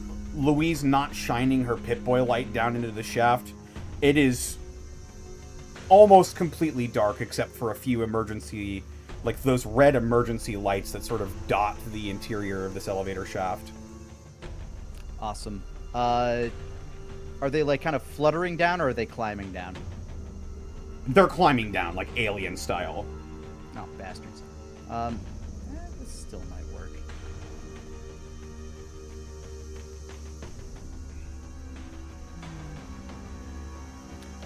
Do they have eyes? They do, as a matter of fact. You notice that they've sort of got humanoid-looking mouths, and then from below their nose and up is like almost entirely insectoid. It's got like these beady red compound eyes. How many floors did I fall? You fell maybe like one more floor after you dropped off the elevator's ladder. Okay, that's not too bad then. So they're about like 2 floors up ish. Yeah.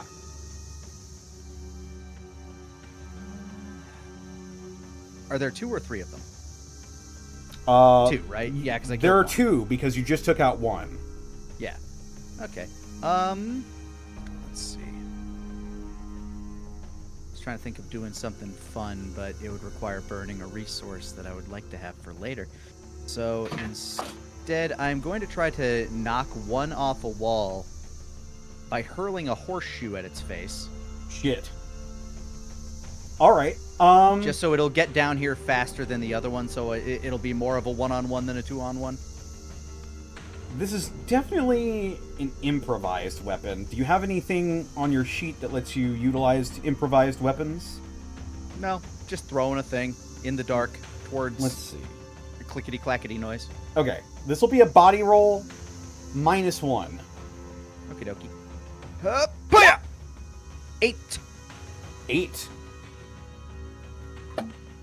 As you dangle the horseshoe around one of your fingers, you flick your wrist and fling it with the strength of a Midwesterner, and it goes crashing into the bug's face, and you feel like blood in this like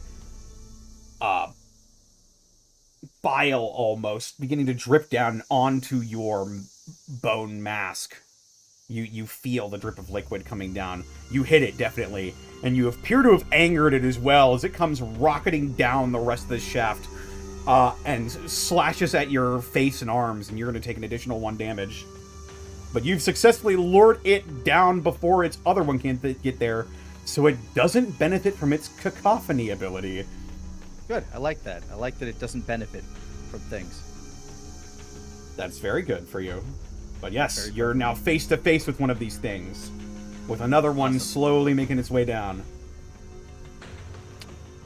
Do you want to resolve this combat first, or shall we continue going roundabout? Depends on what the rest of the gang is wanting to do here. You've just opened up on what looks to be a room full of enemies.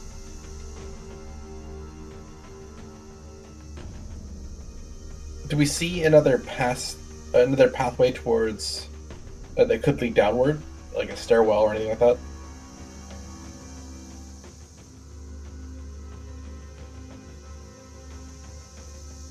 From here, it doesn't look like it. Neither in the power room nor in this hallway do you see any other exits.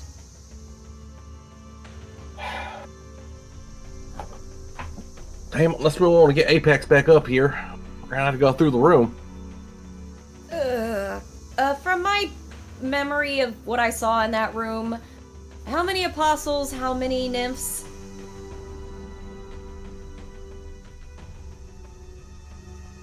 Too many. You saw 3 apostles. Which are the And big all guys. 3 of them are super mutants? Yes. Okay. This is a fun time to state that I have explosives on me. Oh. Oh, hot damn. Exotic. I honestly kind of feel like it would be easier to just go back to the elevator shaft and, like, you know, shoot the bug or wait for Apex to come back up. Yeah, I ain't gonna lie. I think we go back to help take care of the bugs if by the time we get there, Apex is done with them. There's not much I can do. I shit the bed on this. I thought there was gonna be another way to get to him, and there isn't. So my bad. I'm just thinking I mean, we might be making this harder on ourselves than we need to. Alvin's also not used to the vaults, so that makes sense. And this is a different vault altogether anyway. I think that just the timing of this will be Louise, open door, closed door, turning right back around and going back to the other room where the elevator shaft is, with just her going, nope, fuck that. You guys do what you want to do. You gentlemen, if you need to go in there, be my guest. I think I'm gonna go back in at Apex. At which point you hear like a wet splat and a clang, a screech, and a "Come get some!" Doors open They will just follow long enough Louise. for like over a dozen heads to slowly turn towards the door. It's like a squeak. But yeah, Louise is just like, let's just go back and get Apex. Oh shit! Did they see y'all? She looks at you for a very long moment. Yes, Alvin, I believe they did, but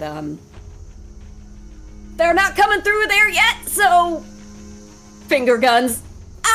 I think I just want to go back at Apex. I'm worried about him. Okay, here's how we're gonna play this. All right, you two go ahead and get back Apex. I'm gonna go ahead and stand guard here. If they go ahead and pop their heads through this door, I'm gonna go ahead and punch them, and Yogi's gonna go rack shit on them. All right? That would actually work. He might like eating them. Cool plan. Meet up later. All right. Just runs down the hall with her hand, not really paying it. Just like, love your shine. See you later. All right. Theo, not to be a bother, but back up Louise for me, all right? I'm too big to go ahead and handle the elevator.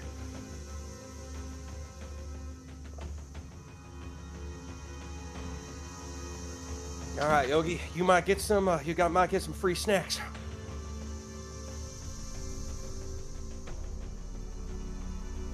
And I'm gonna position myself here, and if the door opens, I'm gonna go ahead and just grab the first thing out of that door, and I'm gonna throw it against the wall, and I'm just gonna start having a bar fight with these things. All right. Go ahead and roll me a wits roll, just to prepare yourself for a surprise attack. Gotcha. 11. All right. If anything comes through that door, you're gonna have a bonus to hit it. Sick.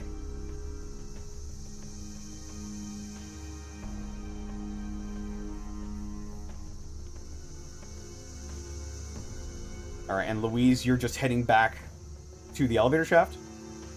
Yeah. All right. I mean, if I can do a pot shot off of one of these things with my laser, that's great. But I can also give him some light source again. You're pretty far away right now, so I'd say go ahead and roll me a wits roll. Okay. That's an 11. All right. With your plan ready, you hurry back to the elevator shaft, and suddenly, Apex, you feel that green glow come back.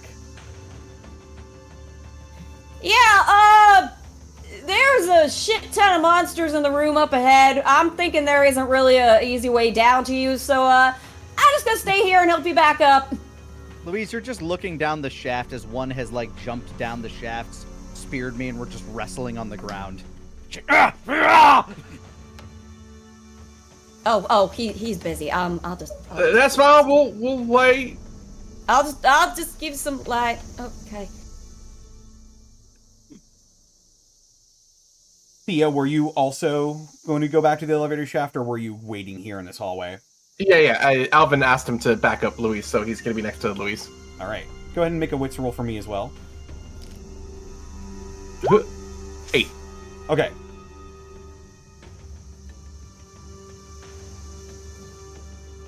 Okay. What does that mean? Does anything mean? You make it all the way to the elevator shaft.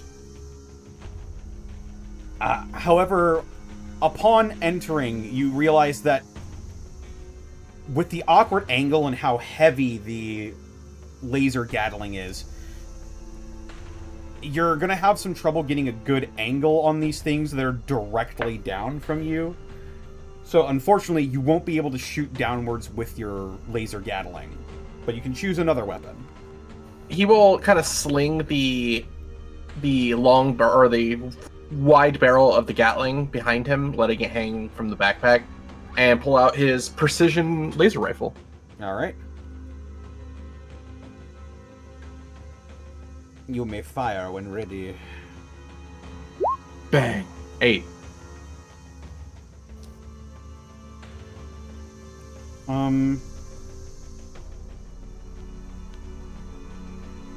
Actually, I don't think you... Because you already made your act defensively roll, so I don't think you would get to do this yet. But I will keep fair that enough. roll in mind. All right, fair enough.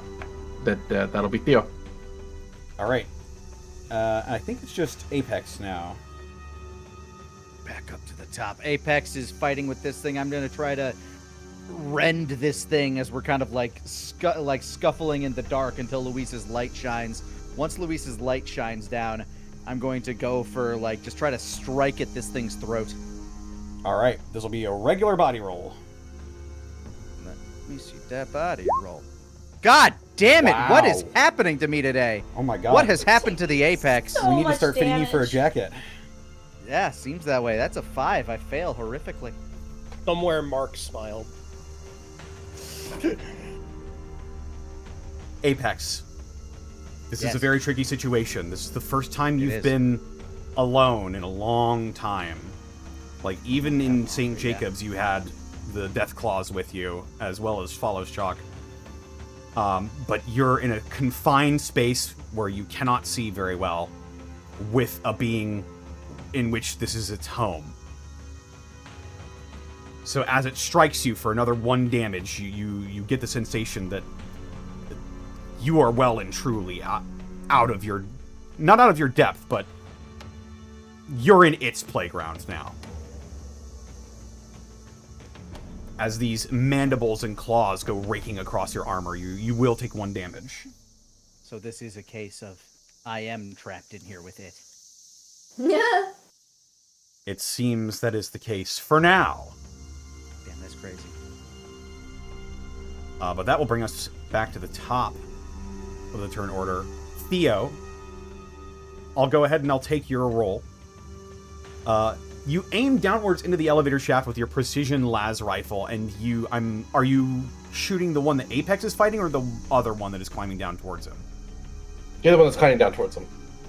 All right.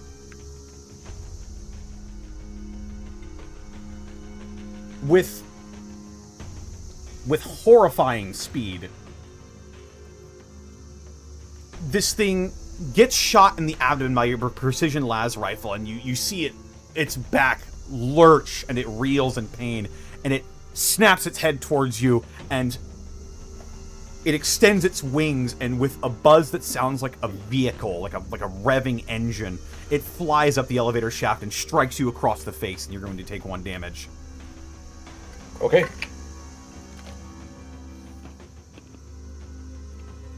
As there is now a nymph at the top of the elevator shaft as well. Boop boop boop. Are we back at the turn order again? Yes. I will level a laser pistol shot at it then. Very well. That's 12. For flavor, please. That thing comes up, slashes Theo, does its little chittering thing, and then feels the butt of Louise's gun pressed against the back of its whatever constitutes its head as she fires. Before it can even register that you're there, you ventilated this thing's skull, and Apex, you feel a thud of one of these nymphs' bodies as it goes into its death throes and goes still eventually. And it is now one-on-one with the nymph and the Apex. Just hear Louise go, "Got this one!" And she focuses on shining the light for Apex. You shine it down into the elevator shaft. Now, you mentioned these things are lighter than they look. How light are we talking? Like, hollow body just filled with bug juice kind of light? That's probably what you're looking at, yeah. 80 to 100 pounds? Yeah, like that? 80-ish pounds is probably about what they weigh. Cool. I'm still kind of locked in melee with this thing. What is my current situation? You are standing atop a mostly destroyed elevator. It looks like you could kind of maybe squeeze down into the remnants of the elevator beneath you. Other than that, you've got several floors above you of just darkness that fades into eventually at least until Louise's light shines down from one of the floors above you. But you're probably in a I'm not sure what elevator sizes usually are, but probably like 10 by 10, something like. Well, this is the VIP elevator, so it's probably more like 15 by 15. Okay. So it's you're not in a confined space. You've got like a little ring that you can sort of go toe to toe with this creature in. Your own Thunderdome. Yeah, Apex is not happy at being vexed by this thing's nimbleness. So if it's fast, then I am going to take something and just try to like cover as much area as I can. With that, I'm going to try to like grab at the ankles of its friend and just do like kind of like a whirlwind swing and try to like cleave it and like smack it into a wall. Something that it can't easily dodge. Go ahead and roll that body. Yeah, 10. Hey, there we go. The Apex is back, baby. This thing fights like nothing you've ever encountered before. Even the Death Claw doesn't have nearly the sort of innate snap instinct this thing does. However, you manage to outmaneuver it. You bait it into thinking you're going to attack with your claw, but you grab its fellow by the ankles and slam its body into the other nymph, and it goes both of them go crashing and just shatter into gore against the wall. And you take a moment, you breathe. Your wounds, they sting. The blood is all on your hands and all on your face and over your outfit. But you've managed to survive this harrowing encounter with these strange bugs, and you know that you're not done yet.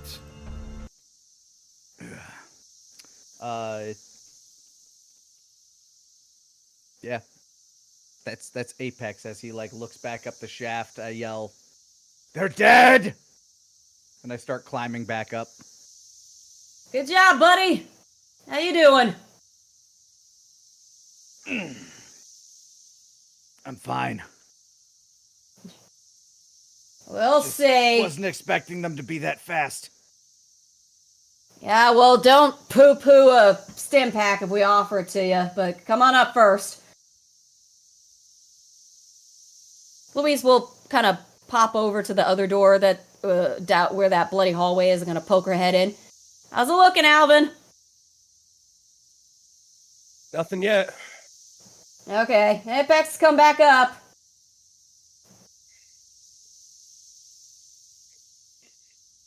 I make my way back up to them.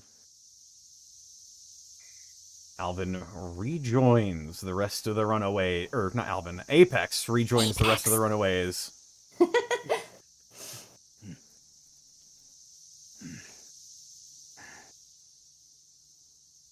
What'd I miss? Well, open that door. Got Yogi to go into it. There's a big room, though. There's about... She kind of taps her skull as she's trying to remember. 3 more apostles and more them nymphs. But they're not coming out of the door I closed. Did you say you got Yogi to go in to that room? Oh, right. Yogi. We got him to go in. He clawed the door open, but he went into the hallway. Not the room. The 3 mute fruits later. Oh, okay. It's like, no, we'll just let him in and let him do business. Took our entire food You just store. hear the bear roaring. The bear has moved. God, that would have been so funny. Just be like, open door, Yogi, go get him. Closed door. Hear sounds of just chaos and bear carnage. Chittering and Tormented bear noises. Chittering and bear screams. Just get a snack. He's fine. He's fine. It's fine. It's like a vending machine that you have to go through. And they're all lined up. It's like a little sushi belt for the bear. Oh, I now want sushi. I am an influencer. Yes, you are. As you recover from both of your battles, already in this place, having been harassed twice by the denizens of Vault 40. You know for a fact that the fighting is not done. But you take a moment and you breathe. It seems that they're not pursuing you for right now. And for right now, that is where we're going to take a brief break. Hot dog. Ugh, Hot I dog, go hot use dog, the hot utilities. diggity dog. Hot dog barbecue. Hot Yummy. dog barbecue. I love hot dog barbecue. I love hot dog barbecues. While we are on break, anyone who is up to date on season 2, hold. No spoilers, no references. Hold. I'll kill you. He will. I'll do it. He'll pull out his big iron and blow your skull off your body. I do not value human life. It's I true. do value I've seen. Fallout season 2 not being It's true. I've seen him. Between me and Connor, we've killed millions. We've killed millions. Don't worry. Hail Caesar. Oh wait, on to I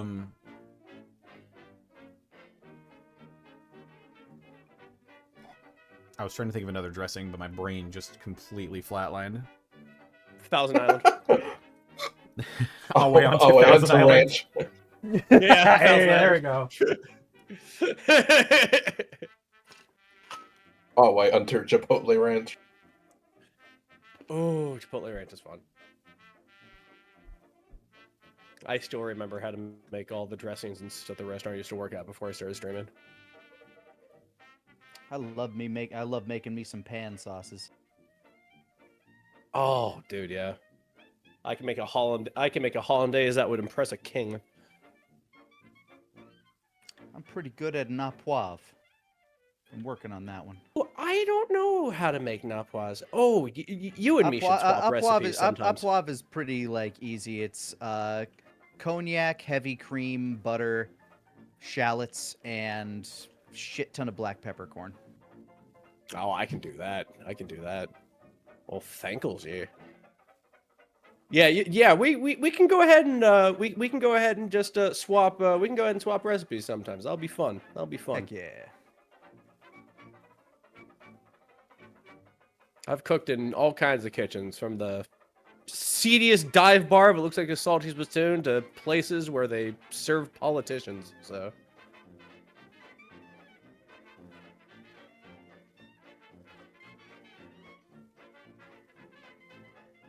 And me, and at the time, my Sony Walkman.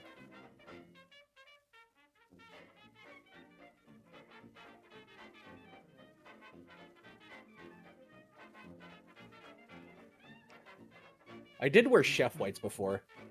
The coolest thing about chef whites, God, you feel really cool in those. But my God, are they warm. They are so warm to wear. I've never worked in a kitchen before. I mean, oh, dude, it is just Thunderdome. The best one the best It's not for kitchen everyone. the best kitchen I ever worked at. It was so funny. We had an open kitchen. Do you know what an open kitchen is? It's like you're in a relationship with one kitchen, but you're also free to go to other kitchens. No, it's not that. That's Okay. I'm not joining a polycule. Not even through Not a through poly kitchen? passive conversations. I'm not joining a poly kitchen. No. So what an open kitchen is it is a kitchen where food is prepared, whatnot, but it's open to the public. So that means that you can see the dining room outside and whatnot, and they can hear you. That's the biggest part. All of us were basically, it was just me and 7 other ogres, because we were all big dudes. And so if we bumped into one another, the best thing that we normally said was, "Hey, get out of my fucking way." But we can't say that because they can hear us. So one of the dudes that I worked with was always like, "Hey, get the move," like just like nudge somebody else out of the way. It was 8 hours of everybody trying not to swear. It was so funny. Oh, God. Good stuff in there, though. The, God. The prep time on some of those meals that we made were, like, a big pain in the ass. But, like, oh, the payoff was worth it. Like, we made Scotch eggs from scratch. And, like, oh, my God. Nice. Yeah, but the dude wanted us to make soft-boiled eggs ahead of time and then put them in a container. And then he would have us stack them, and so a lot of them would be broken. And the one time he was upset, and then the head chef, and he was like, "Why are all these eggs broken?" And I looked at him, and I was like, "Do you know what gravity is?"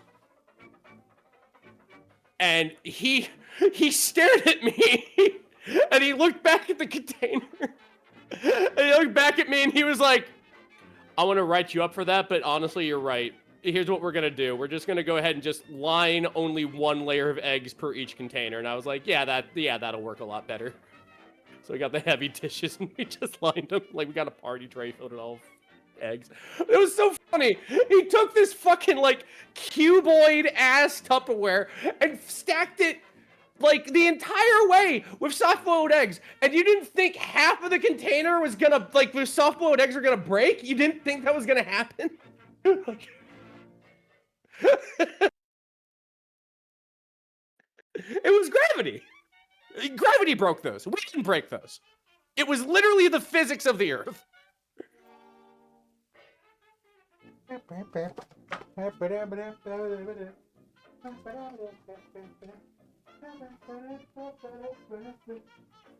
Oh my god. Oh my god. I love working in kitchens. Kitchens are so chaotic, but like chaotic stuff is like where I thrive. That's why I like streaming. It's very, man. How does one stream? Sheets to the wind. That's how we do it. That's how we do it.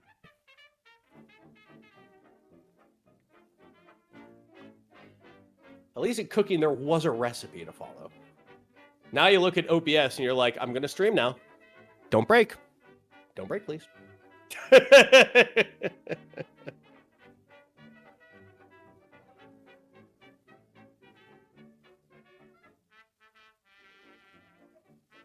You've been rewatching the same episodes for 3 days straight. Oh my god, I've done that before. There's this YouTuber I watch, Abe. His name's Dosh Day. He does a lot of Factorio playthroughs, and I put him on to sleep, and there's this one I really like where he goes through C Block, which is one of the hardest mods that Factorio could throw at you, and I kept wanting to listen to it sequentially, and then I kept hitting the first episode for about a week straight. And then I'm just like, is he ever going to finish this playthrough? And I looked, and there was only 3 episodes, and I kept clicking the same episode. All right.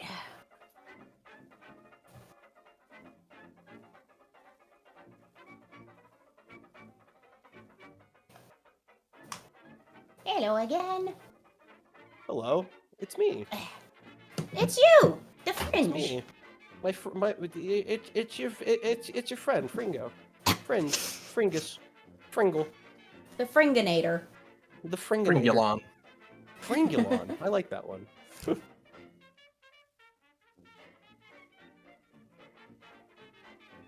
Just a little astronaut drifting through space. That's me. That's me. Ground control to Major Tom. Man, if I would not get VOD muted for putting on Bowie, you'd have Bowie on every single one of my streams. I love Bowie. I love me some Bowie. If there's stream-friendly, non-specific Bowie-ish stuff. I could probably put on some like 8-bit like covers. I don't think they could blast you for that. I return. Or can they? Oh, welcome back, sir. Welcome back, sir. Thank you. It is good to see you again. It's gonna be a It's good to see you as well. What was that? It's good Ah. to see you. Oh, thank you. You're welcome. It's good to see you as well. always nice when my It's roommate good to gets see the you as well. gets like the box of yes. single-serve like popcorners, and he gives me the chili Ooh. queso ones because they taste just like Doritos, except Ooh. not as crappy for your health. And I'm just like, thank you.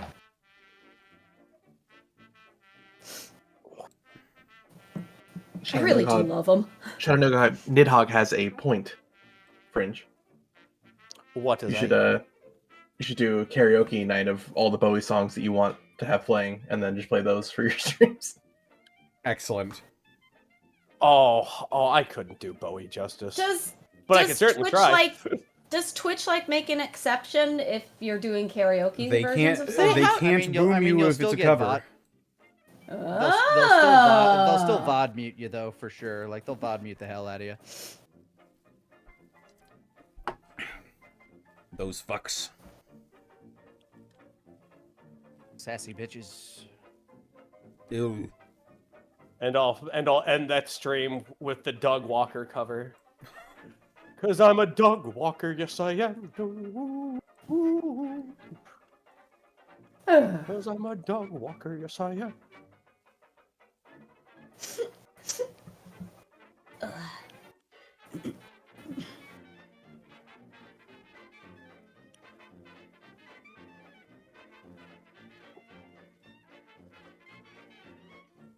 Yeah, what I listen to on my own. I like listening to a bunch of VV Nation is what I've been listening to a lot of recently. I realized that they put out a new album last year, and I didn't get any notifications for it, and I was just like, shame on me. I love VV Nation. I've listened to them since high school. Oh yeah, I've seen them live twice. What? I've never seen them live. Oh, what a gift! What a joy!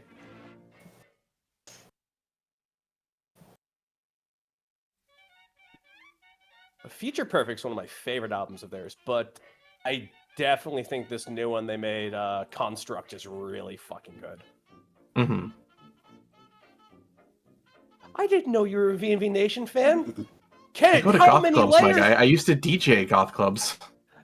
How deep does this social link we're building go? I'm excited.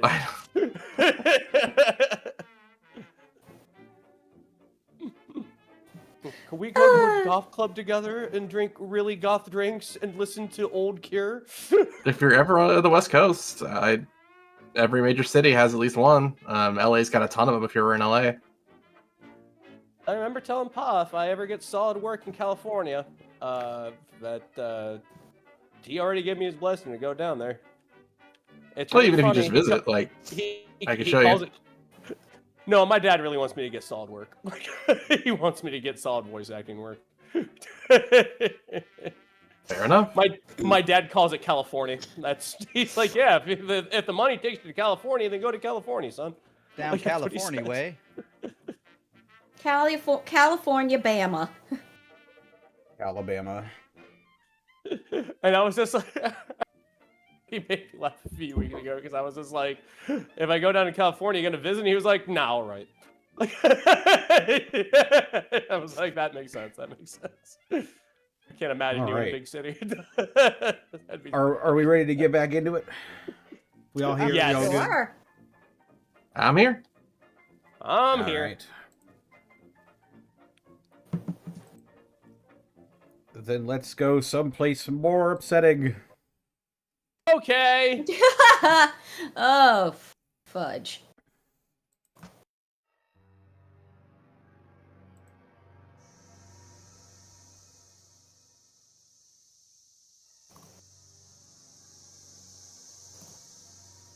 After Apex heaves himself up onto the floor of the power generator, dripping with blood and viscera from these strange bug-like creatures, you take a moment, you recoup, you steel yourselves, and what would you like to do next?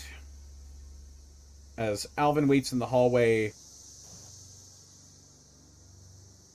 they don't seem to be pouring out of the room. No one seems to follow after you. Good, they don't know how to use buttons.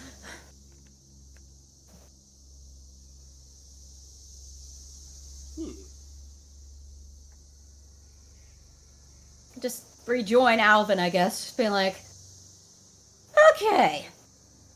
You all right, Apex? Need any patching up? I'm fine.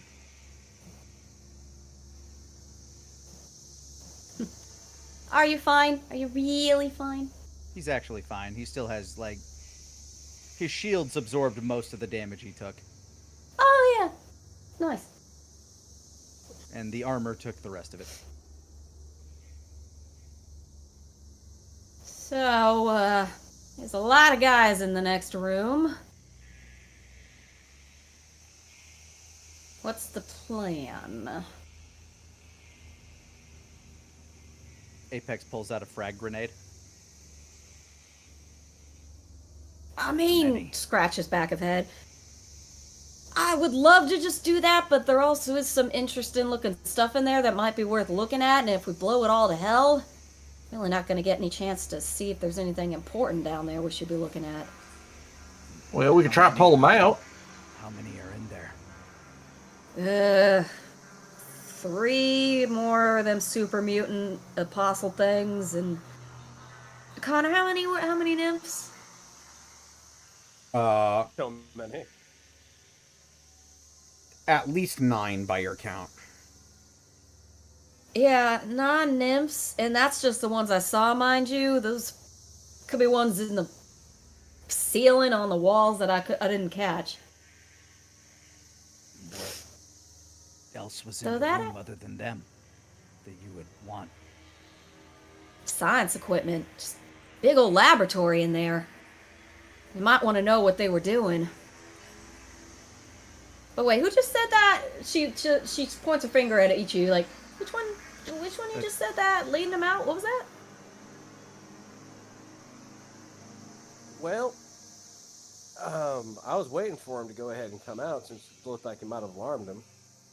But back in my Raider days, Jet and I had a trick for dealing with groups of people. This here is a good bottleneck. We normally just lean them up into narrow places like this, and we just lit them up. Actually, yeah, we got the Theo's no fun gun and a frag grenade. If we get him out of that room, bring him into this hallway, and then she makes the motion with her hands. Then we can at least save the stuff in the laboratory that we want to look at and still blow them all to hell. If you want to do that, then we can go ahead and get their attention that way. If there are that many, the best chance we have would be to bottleneck them. Yeah, I like this plan. Yeah, it was a good trick on our part. She called it one of the oldest tricks in the book. And wait a minute. Oh, shit. Give me one sec. She runs back into the generator room and switches back to her Chinese stealth armor and comes back. They're like, so what if, mind you guys all go back into that room and we'll lead them into this hallway and I'll be the one to open the door because activates the armor, goes invisible. Aha. And I can just get back real quick before they even know. And then we just lead them in here. I feel like with their size and numbers, I think this hallway might work best for that. If we put them in that big room, they can spread on out. Well, no, I mean in the hallway. Like, in the hallway. Oh. Yeah, that works. I wager that might work real well. I mean, if I couldn't Well, go give it a try. invisible, then I'd say just whoever's the fastest runner hits that door button and fucking books it down the hallway, and, they'll follow, obviously, and we just did. But I can turn invisible, so, I've been girding up, so you hit that door, you turn invisible, you get behind me, and whoever else wants to go ahead and start this rumpus, and we can go ahead and just start mauling them. That'd work really well. And the size of those apostles, those are some big mother hubbers. They'd probably gum up this place really well. And this probably slide by. You and Theo can go ahead and pick them off. The Apex and Yogi, we can go ahead and have a good time with it. Yeah, thumbs up. Looks at Apex and Theo. Sounds like a plan to me. The Apex nods. Yeah. All right, let's get in position. All right, let's take it off to the races.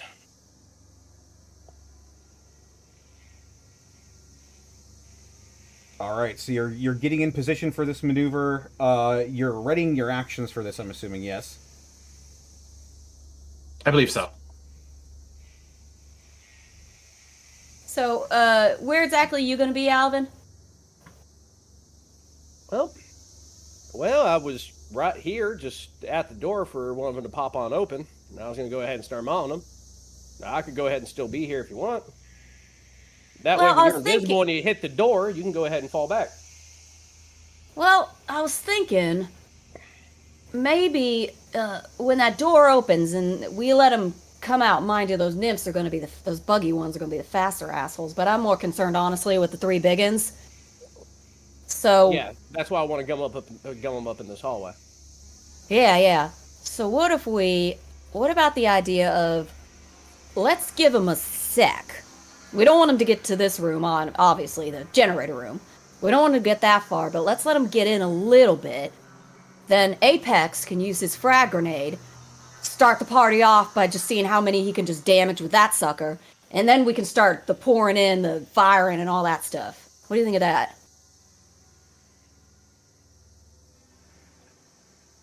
Apex I got gives a thumbs better. up. I like that idea. I got a better way to go ahead and make it work though. Yeah. I did this back in the arena a long time ago. Old white razor trick. If we can drag that apostle corpse over here, we can go ahead. You give me a second, I can go ahead and rig that frag grenade to blow under him when they go ahead and check him. Woo! Oh, I love this. This is fun. Ah, yes, war crimes. More of those. It's okay, they never change either.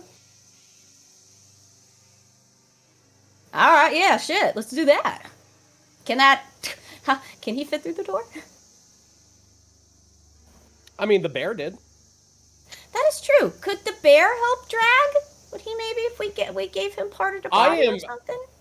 I am wearing a full suit of P60 power armor.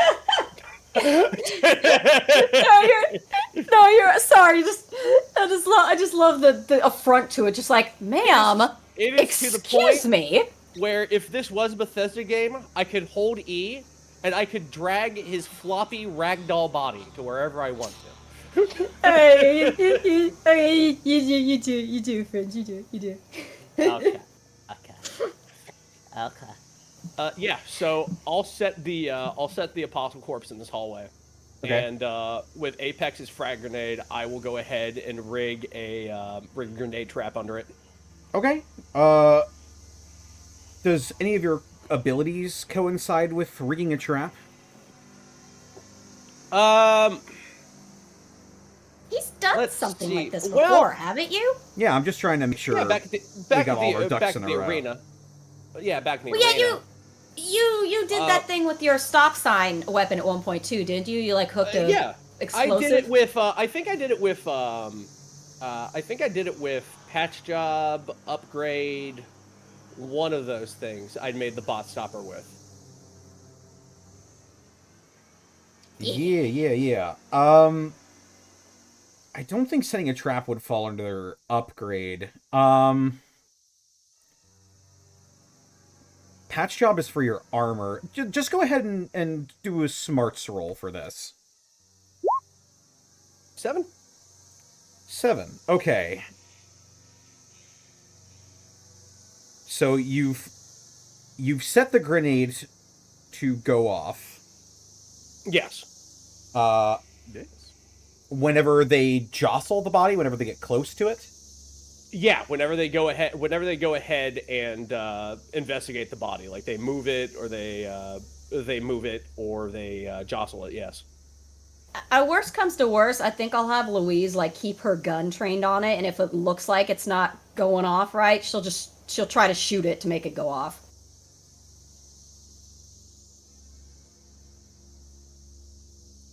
Okay. All right. All right. You rig up the pin of the explosive to go.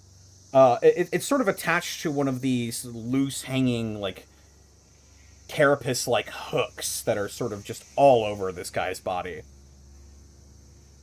Okay. Yeah, that'll work really well. All right.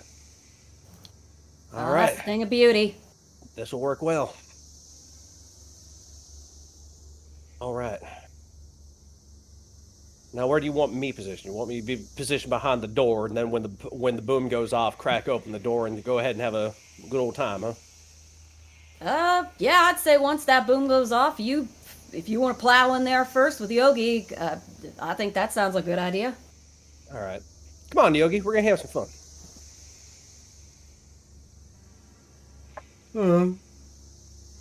We're getting so much free bear foley from Connor.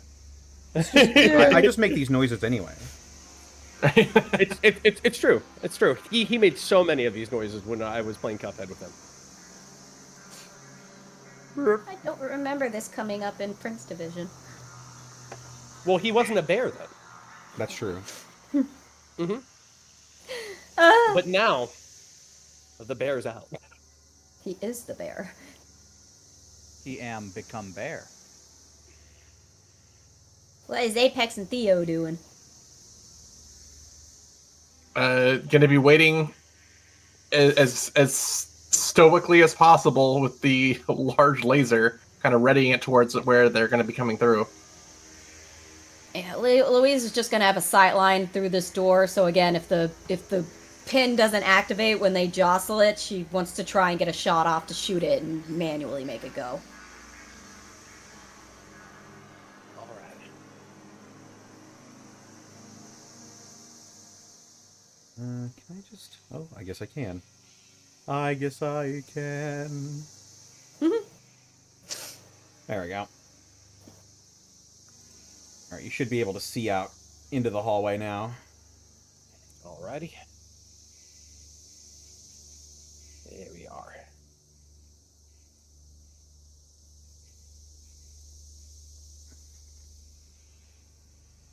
Alright, and Leo, you would probably be perched up outside of the hallway for these things if you're pointing your las Gatling at where they would be coming from. Yeah. So, I guess to here makes sense? Yeah.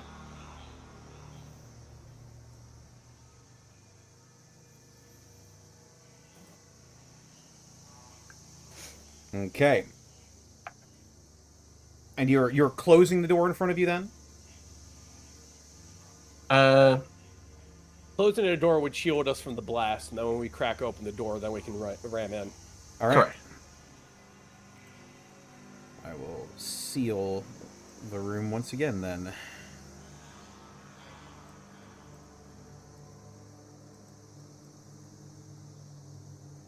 Just with a hiss, the door slides shut.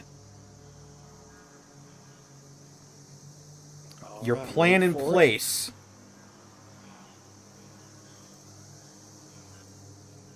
You wait 1 minute. 2 minutes. Oh, wait a minute. I'm supposed to go and get the door open first. I forgot. Sorry, that was part of the plan. Like Connor. It's all good. No worries. We'll go So ahead. I can safely run past the corpse without activating it, right? Because it's on the body. Right. Yes. Right. You can not activate the trap on the corpse. And you're going All right, invisible yep. for this as well, right? Yeah. So yeah, Louise will, she's like, thumbs up. She will go out into the hall, stealth mode this thing, go up to the door, hit whatever opens it, and just fucking make a beeline back to the other room. Okie doke. And you're keeping the other door shut this entire time as well? Just so I'm sure what's happening here with this plan. Oh yeah, so when Louise gets back in here after cracking the door, then we seal this door. Gotcha. So this door is going to be open? Yeah, so Louise can creep on in, then hit their door, and then run back in here, and then the door will be shut. Gotcha. Okay. Very well. I will reopen this for you. As well as this. All right. And Louise, whenever you're ready, go ahead and enter that hallway and kick it off. Yep. So stealth mode, goes down hall, hits whatever opens that door, and just immediately doesn't even wait for it to open, just beelines back to the other room. And then when Louise gives me lets me know that she's back inside, then I would hit our door to shield us from the blast from the grenade.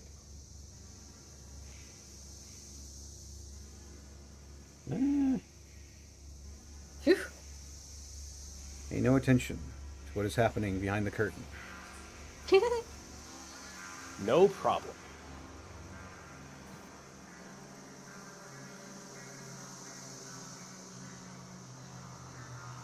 There we go. All right. Louise, as you go over and you open the door hisses open, and a bit of a different scene than the very brief one that you saw is in place. It seems one of the large wooden tables that was used for research, experimentation, whatever, has been completely flipped on its side and is now being used as cover by one of these apostles, who, the second the door opens, unleashes from his slag cannon, and I'm going to need you to make a wits roll. Oh, they're smart boys. Because they are not as dumb as you thought they were, and they've set up an ambush of their own. That's a 9. That's a 9. Not bad, okay. not bad. You're going to be avoiding some of the damage from this. Is your suit insulated? No, not this Chinese stealth armor. Okay. Then you will be taking no radiation damage, but you will be taking 3 points of this energy damage. As this just superheated bile or ichor or something comes out in a large burst that essentially covers most of the front of this hallway, and without even being able to see you, still manages to catch you with this, but you avoid the worst of it, and you're able to retreat back to your fellows. Ugh, shit, they're smarter than we thought. I don't know, they might not come out after all. They put up a barricade. Well, we had to at least try. She's gonna go ahead and Fine. pop a stim pack real quick. Apex is gonna step into that hallway. Where's this door that they're? Oh, it's. Yeah, the door is some open. Of the assets of the map are really hard to see. I apologize for that. Orange block, I see. Yeah, the orange block is the table that has been flipped over on its side here.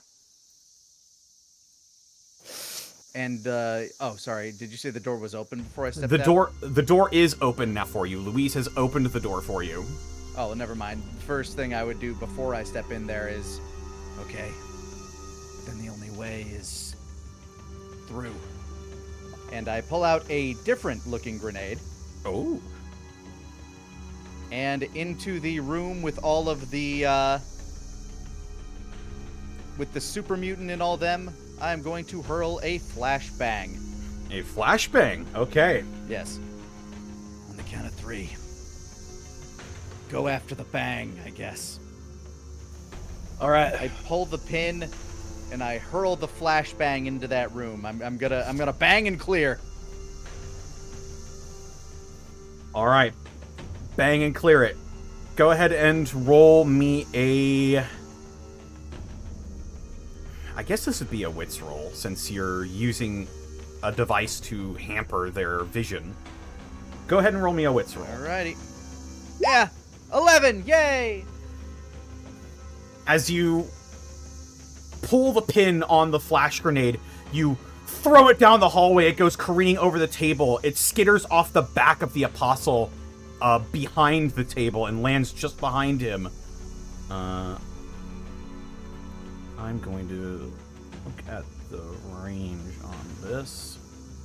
As I hear it clatter, I'm going to kind of like cover my eyes with my like forearm and just start charging down the hallway. I'll join you.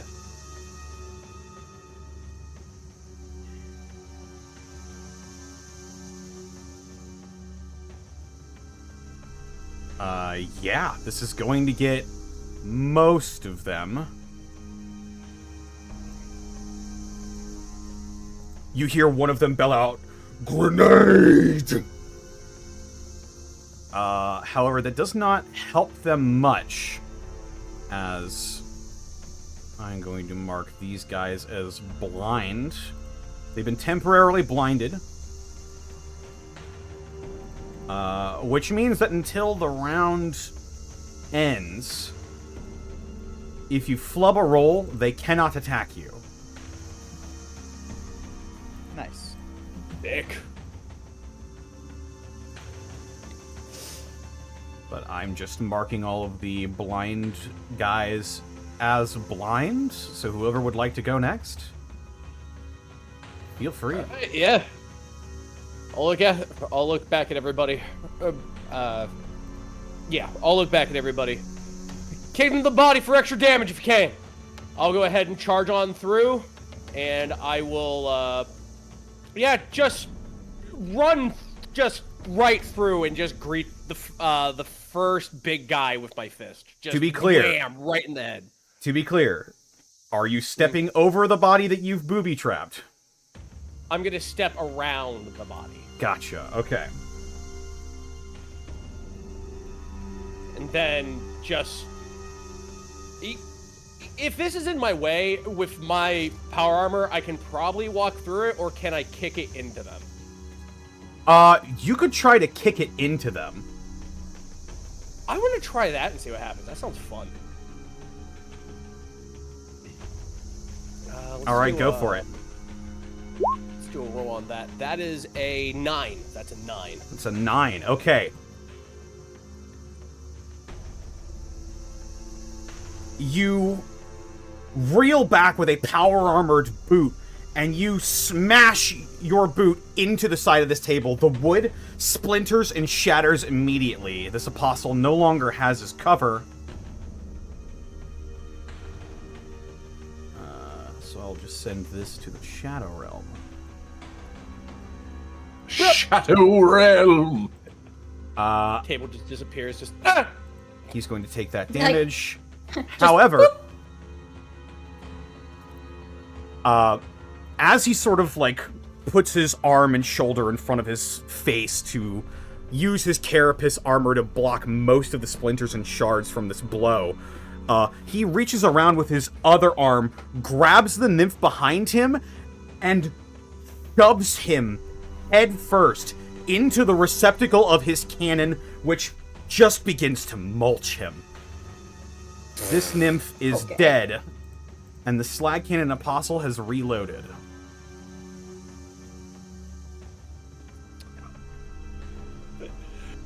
Is my I'm gonna say it again. That's so Trench Crusade coded. I love that. I love that so much.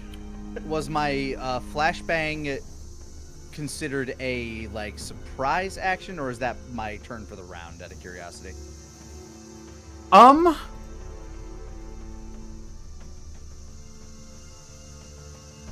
say they weren't expecting a grenade from the Apex, sure. No one ever expects a grenade from the Apex. All right, at which point I will kind of like leapfrog off of Alvin and kind of like dive straight for the big guy's face, claw ready to rend. All right, go for it. Yeah. God damn it, 6. Oh my gosh, this is just Well, he's blinded. What so... the fuck has happened to the Apex? Well, he's blinded though, so it's okay. It's okay. A foul moon tonight. However, due to your thinking ahead with the flash grenade,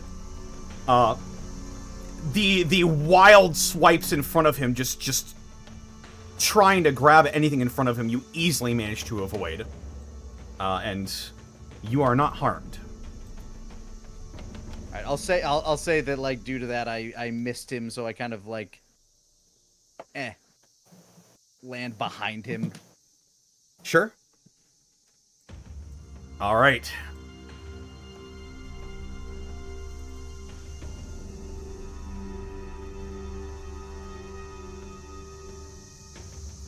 Who's up next? This is such a cool room. I'm actually going ahead and take this turn and switch back to my insulated armor, because I don't like these guys doing that. I don't like it. So yeah, I'm gonna switch back. I'm gonna take the turn to switch back to the insulated armor I have. All right, very well. If you're devoting your whole turn to that, I'll go ahead and say no roll needed. You just swap your armor, but that will be your turn. All right, and she will just she's gonna stay out of sight for now, just to keep this position. Yeah, all right. That'll bring it to Theo. Theo's gonna take move as far as he can. I suppose next to Alvin. Sure, yeah, go Not for sure it. what appropriate range is.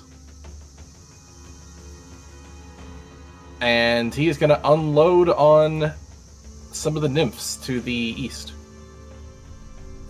All right, go for it. These ones. The one closest to him, I suppose. That'll be a body roll. Shotteth the first. 12.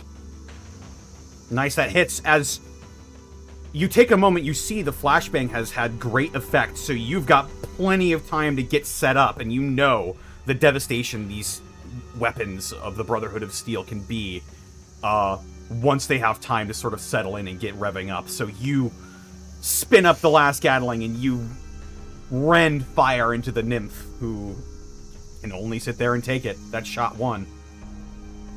All right. Shotteth the second. 10.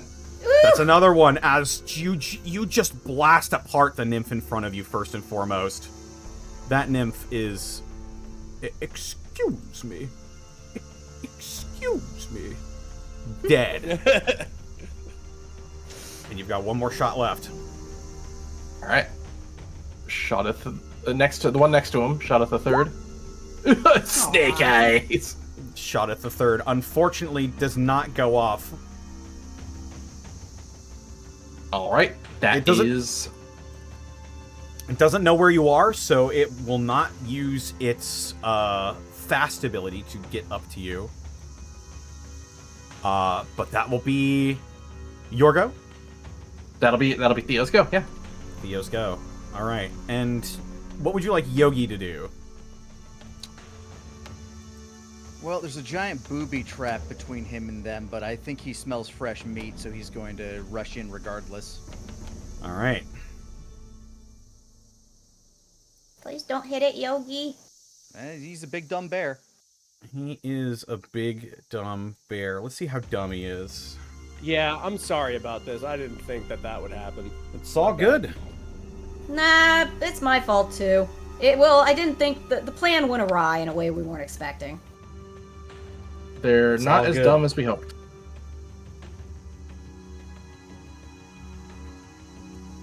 But let's see what our special friend Yogi has in store. I'm going to roll a wits for him, which he does have a positive modifier in, so...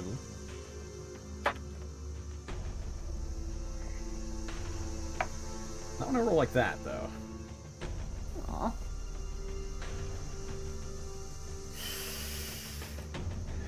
Okay. Oh boy. As Yogi attempts to step over the large body right in front of him,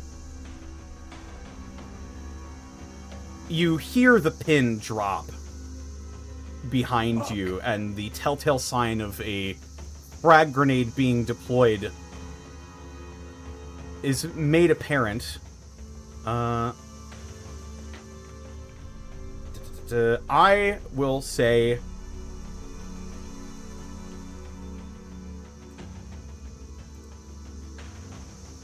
Let's see, yeah, it'll just be in this center hallway here.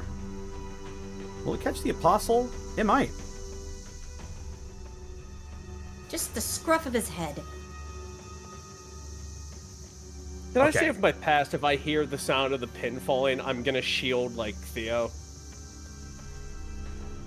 If you'd like to, you can interpose yourself between the blast, and you can take all of this damage.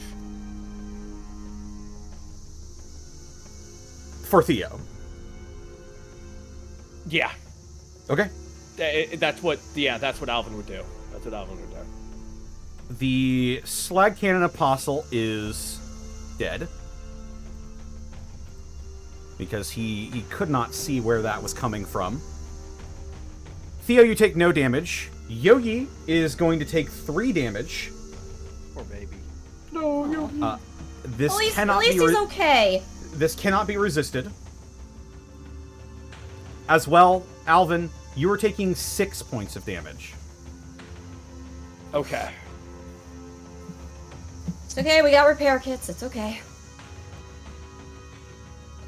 Is that mitigatable through my shield, or is that hit through my shield? It cannot be resisted. So this Okay. will. Okay. It does go through your armor first. It's like Okay. any normal damage, so it's not breaching through your armor. This is just Okay. concussive force and some shrapnel. All right. All right.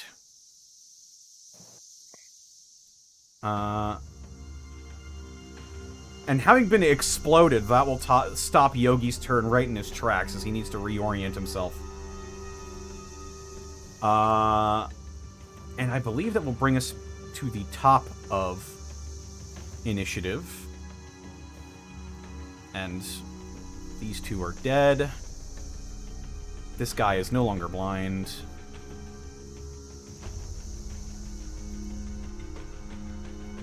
And you've managed to wedge yourselves in here through their blockade. Something they were not expecting. So whoever would like to continue this combat, you may. That guy in front of me was dead. Let's see. He did get caught in the blast as well.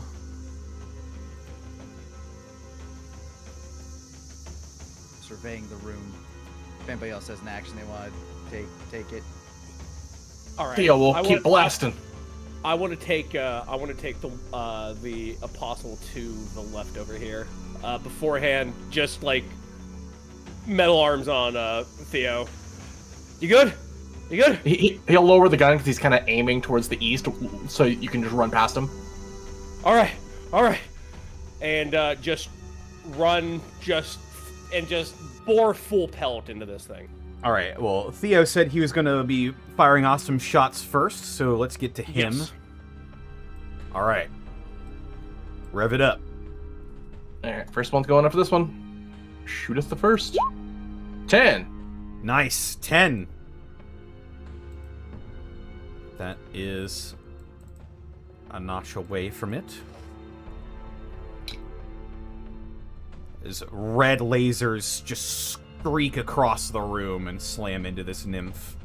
That's your first shot. Number 3. 9. 9. Okay.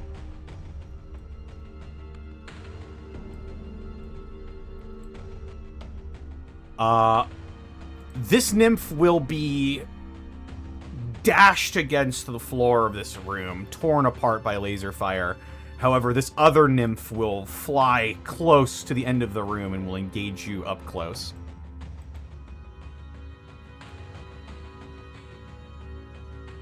Is that a damage, or is that just its move? It just gets to run at me. Oh, you take 1 more damage as well. Got it, yeah, just make sure. Then we are going to last shot into this one. 10. 10, alright. You've seen your brothers in the Brotherhood of Steel do this before. Whenever these heavy gunners are closed in upon at close range, they will just shove their guns into them and use it like a bludgeoning instrument. And you slam this nymph into the wall, knocking the wind out of it before you let another volley of blast fire streak across. You blow its antennas off. All right. That's Theo's go. Alrighty.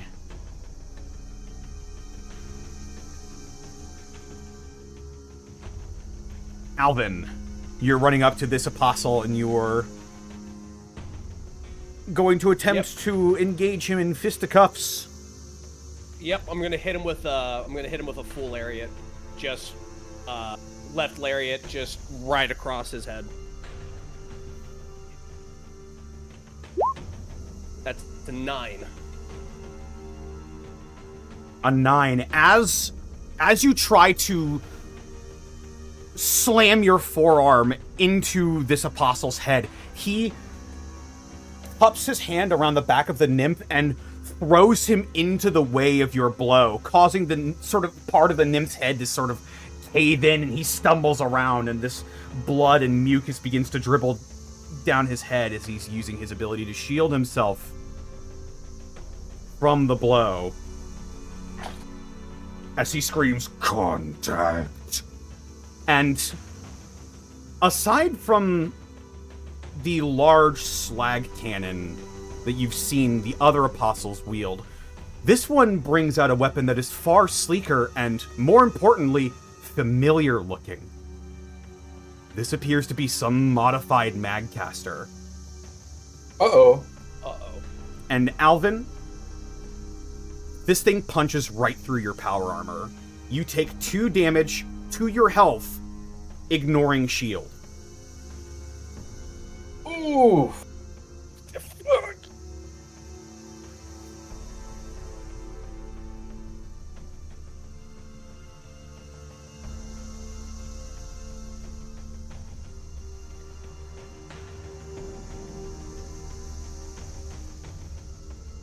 But I'm assuming that's your go. That's my turn. It's my turn. All right. Alright, the Apex clearly has not eaten his Wheaties this morning, so he feels like he needs a bit more of a warm-up. He's gonna go for this little, he's gonna go for the minion that's bugging Alvin, I think, actually. Sure thing. Clear from top to bottom, let's go. He's gonna run up, kind of like try to shake the cobwebs out, then strike with the claw. 10! All right, 10. You roll through from the blast that completely engulfs the apostle behind you, and you snap your head backwards. You see a target. You see Alvin get shot with one of these magcasters. You see the molten slag beginning to cool against his power armor, and you see that it went through. You use that anger, and you run forward, and you skewer this nymph on your claws.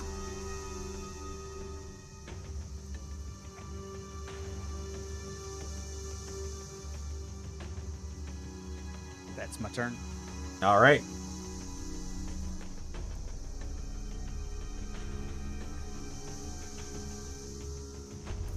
I think it's me. Yes. Okay, Louise will run up to Yogi, and even though she shouldn't think this should work, she's just like, "You okay, buddy?" Does he generally look okay? I mean, 3 points actually isn't that bad, but does he look alright? 3 points is a third of your life. But not his. Yeah, but he's a bear.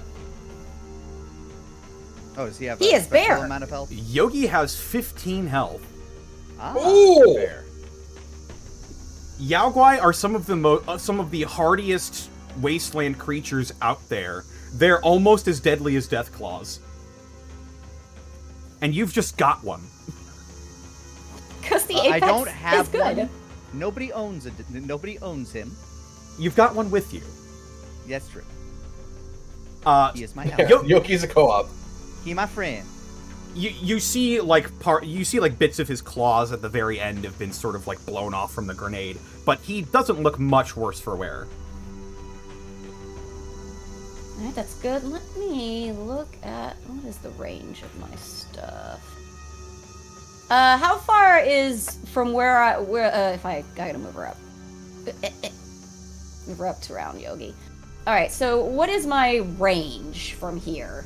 What weapon are you using? I have medium. I think most of my weapons are medium range. How far can I shoot? Medium range? Medium range would probably be around like 30-ish feet. So, or wait, no, that is way closer than I thought.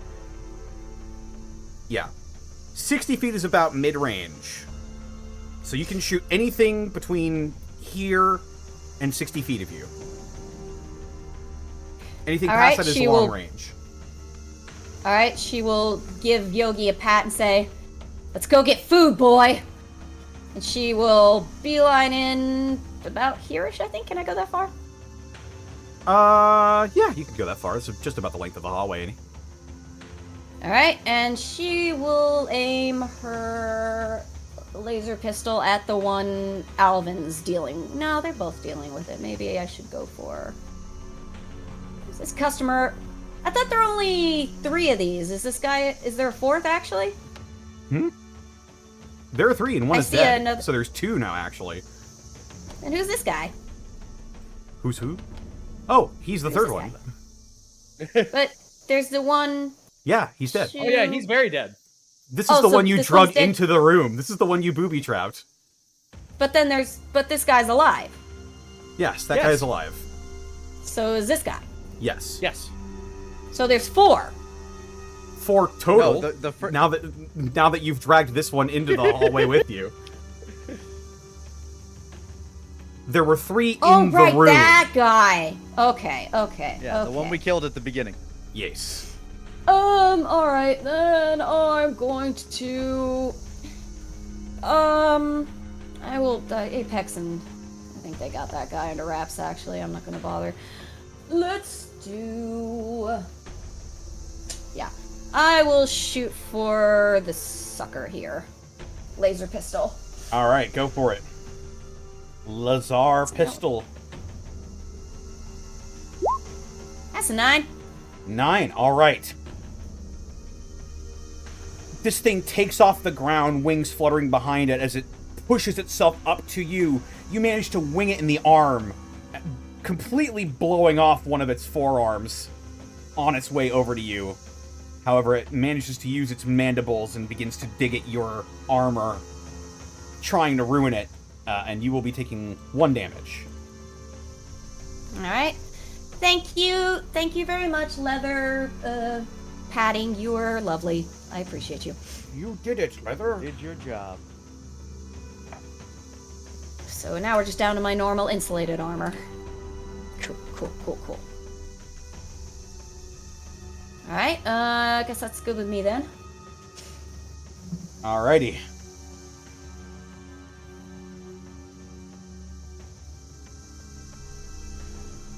Is it... Yogi, I believe, is the only one who's left, correct?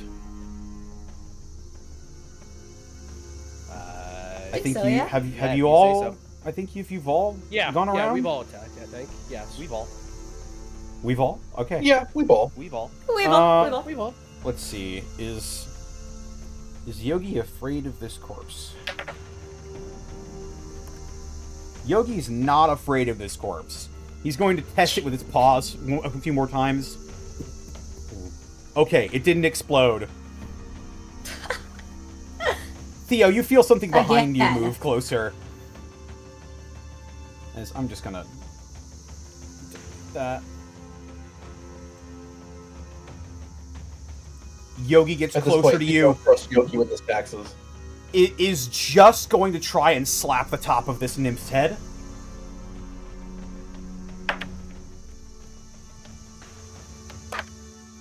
Oh, good gravy.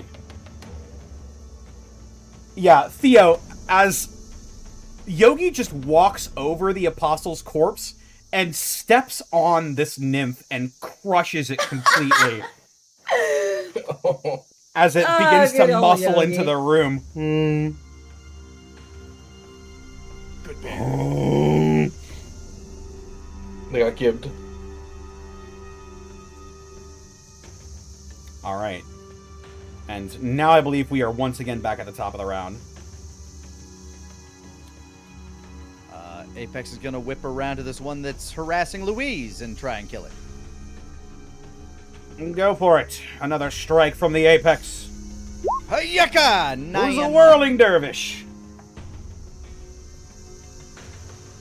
Manages to Good bring up God, its, he's broken him in half. manages to bring up its remaining arm, and it just punches you in the face, Apex, and you take 1 damage. However, it doesn't get... Son of a bitch. It realizes quickly that it doesn't get nearly as good as you get it, as you just rake your hands across its face and through its brain, and it just drops down dead. Thanks, buddy. Whinging through the pain, Alvin's gonna just pull on that inner strength he has in him, and he's gonna go ahead and go for an uppercut on this big guy. All right, go for it. Tiger. As a 6. That makes sense. I was recently magcasted. No. Yeah, still reeling. Like, Alvin, you're a tough guy. You've had chems going through your body that have empowered you in the past.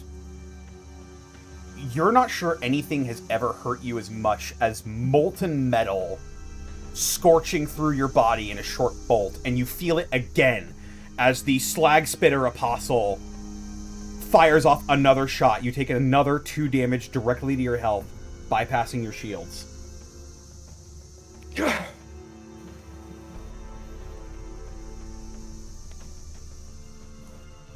And you realize from the bearing of these things, you remember something about the denizens of Vault 40. They trained for years. These were the archers that didn't get out.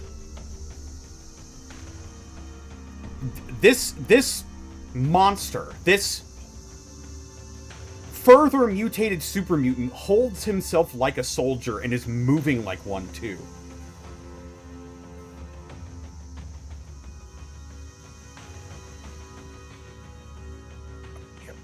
I can't get it knocked out here.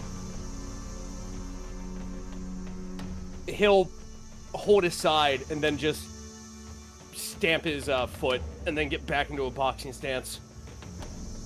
I hear you, bud. That's all right. My action.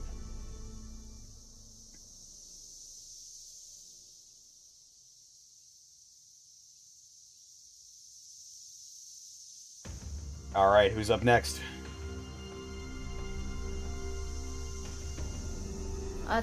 Me and Theo, right? You, Theo, and Yogi.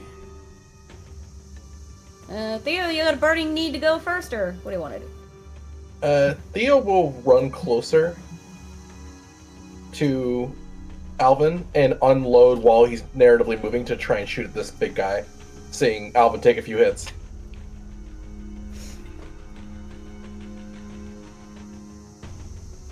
All right, go for it. That's going to be a body roll.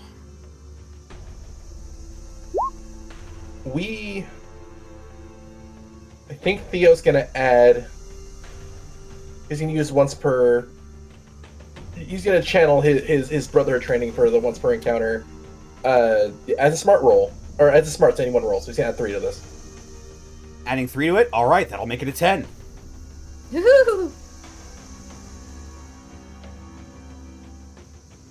As you move in, your Brotherhood of Steel training coming into full gear now as you just begin to rock towards this guy. You hold down the trigger, you rev up, and you begin to just pepper this guy with shots. That first one is a success. 11. Second hit's a success. And 10. Theo, all on his own, Nice. as you see Alvin get blasted once, get blasted again twice. He goes down to his knee. That's your cue to move in. You rev up your weapon, and you just... a hail of laser fire just shreds this guy apart. He doesn't even fall to dust. He just is pocked with so many small explosions from these lasers that he just goes down and bleeds out. And Theo on his own. As he goes down, that is the last of Theo's shots before he has to reload. He is just going to unload narratively every round until it stops spinning, the trigger stops working. And then he's going to kind of look towards Alvin. Left waist, or I'll get you with the stim pack. Yes, sir.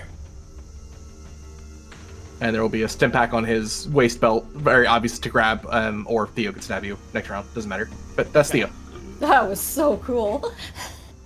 That was cool! All right. Alright, Louise, seeing that that's taken care of, will round over here. She's going to... Fuck it, this big one's the only one left. She's gonna lock eyes with that fucker and level her laser pistol for fire. Which fucker in question? This one. Ah. The last big guy. Gotcha. The final apostle. Go for it. Roll me, buddy. Actually, heck, I haven't used it yet, and I'm not sure how it works. When I'm using Mysterious Stranger, do I roll attack first, and if that succeeds, I can roll the strange? What did I say for this? Let me pull it up. I just read it, but I'll read it again.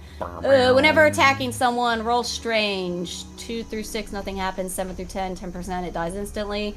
10 and above, 20%, it dies instantly. So you roll before you roll damage. Okay, sure. Let's see if this... Oh, God. That's neat. 8. Okay, give me a second here.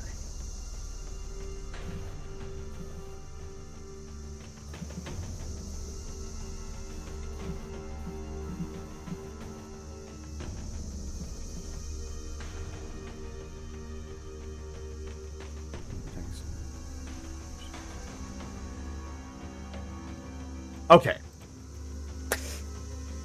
Now I get to have some. Now I get to roll some dice.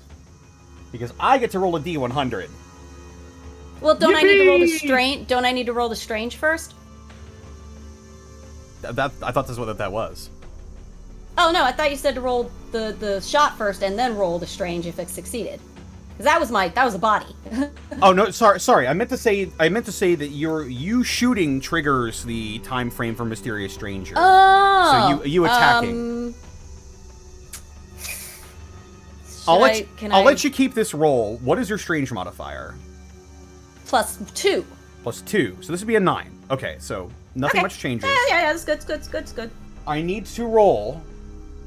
I'll let you decide, actually. Do I need to roll under a 10 or above a 90?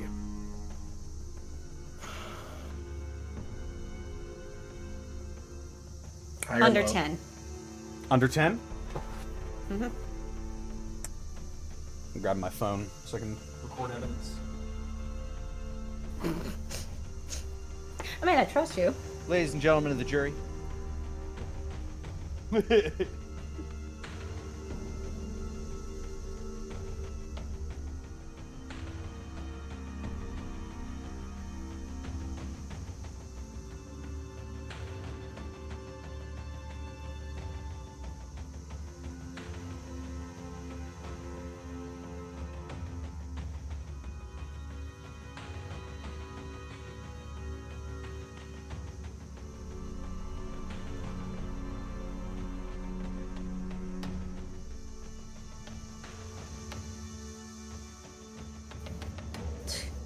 The suspense is terrible. I hope it lasts.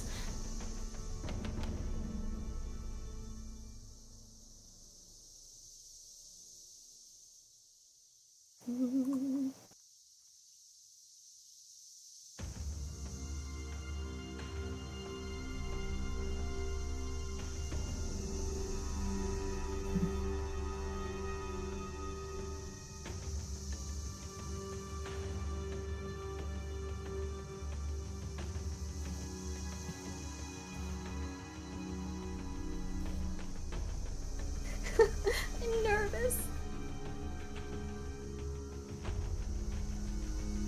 I rolled a 46. Huh. I also had to go refill some water for someone. For Pupper? That's why it took so long. I apologize, but yes, the pause was so pregnant. I was like, I'm very sorry. That was twins. But I rolled a 45. Or what did I say? 46? Well, either way, that's not under. That's, Yeah. That's true. So unfortunately, the Mysterious Stranger does not come about. But go ahead and roll for your attack now. Okay. That's 6. Oh, unfortunate. As you go and try and shoot the other Slag Spitter Apostle, he rounds around the corner, almost using this large, like, steel drum in the middle here as cover, as your shot goes streaking by in between the Nymph and the Apostle, and he snaps out with his Slag Spitter, and he's going to fire into you, and Louise, you are going to take 2 damage directly to your health, bypassing shield.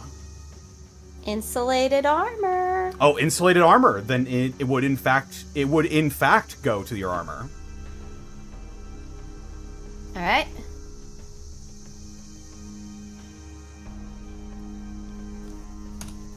Cool. Yeah, worth a shot. Oh, why? Is it just... Sorry, is it just Yogi now? I think so.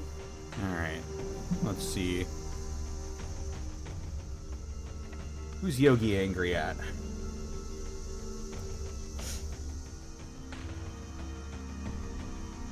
Is he angry at the small guys, or is he angry at the big guy?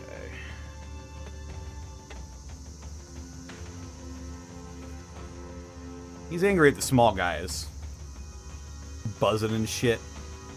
Yogi is going to run over to this nymph near this door, and he's going to attempt to swat yon fly. Stupid noisy fuckers.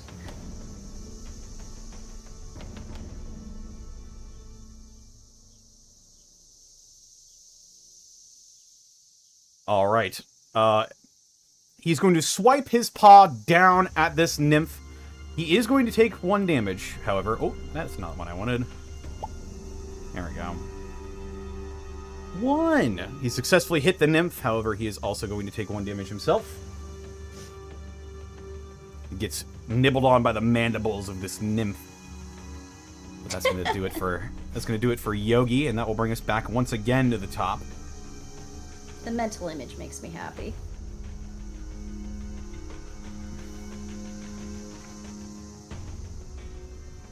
The Apex, seeing Yogi enter the fray, is going to run up to him, jump up on the Yogi's back. Oops. Get up on the Yogi's back. And assuming that he has this one kind of pinned to the wall, kind of like roll up to his face and just try to like slice it. All right, go for it. That'll be a body roll. It shall be 8. As you sort of vault off of Yogi's head, you streak down towards the nymph and you skewer it up against the door. However, pulling back away from it, it seems this thing's very physiology is also quite dangerous to simply be around. Its many hooks and barbs snag against you, and you will take 1 more damage. But it is dead. So it shall be. I'm gonna take the stim pack from Theo, slam it to my the injector that he told me about in the power armor, and I'm gonna go ahead and utilize it. All right. You've got sort of a direct feed from the armor into your body. It's part of the training of utilizing power armor in the first place, is its unique interactions with your own physiology. However, you inject the stim pack and it does its work. You heal 2 damage. All right. 6 out of 8 is better than 4 out of 8 after all. Fact. All right, and that's gonna be my action. All right, and I believe, let me see, I believe at that low of health you were, like, starting to feel woozy. You're at 6, you said? Yeah, my max health is 8. 10. Oh, it's 10? It should be 10, Everybody's right? max health is 10. Oh, Yeah. no, mine's been 8 since the beginning of the game. Am I an 8? Playing Wow. on hard mode? Yeah. Go ahead and give All right, yourself well- 2 more HP. Okay. And then tell me what your total is now. It is now 8 out of 10 is my health. Gotcha, okay. So you're mostly Oh, fine okay. for the time being. God. Yeah. You and Apex. I Wow, I've believe- been playing this whole time? Wowsy. I believe when you get to about 5 HP is when bad things start happening. Yeah. Unless you have a perk for it. Indeed, which the Apex does. Mm-hmm.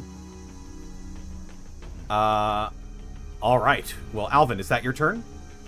That is my turn. All right. Who would like to go next? Just for safety's sake, Louise will pop over next to Alvin, take another stim pack and shove it into that port as well. Let's top you off a little bit, Earthshine. And I'll give him another stim pack. Radical Rex, I'm a fool now.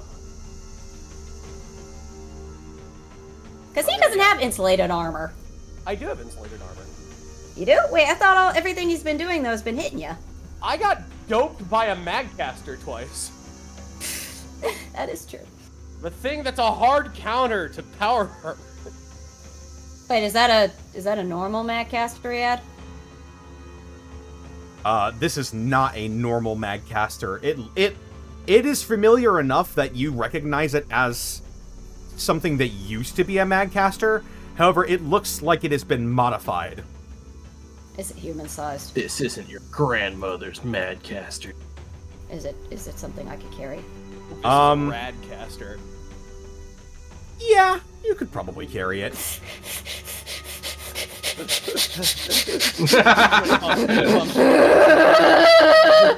Anyway. But yeah, that's my turn. Very well.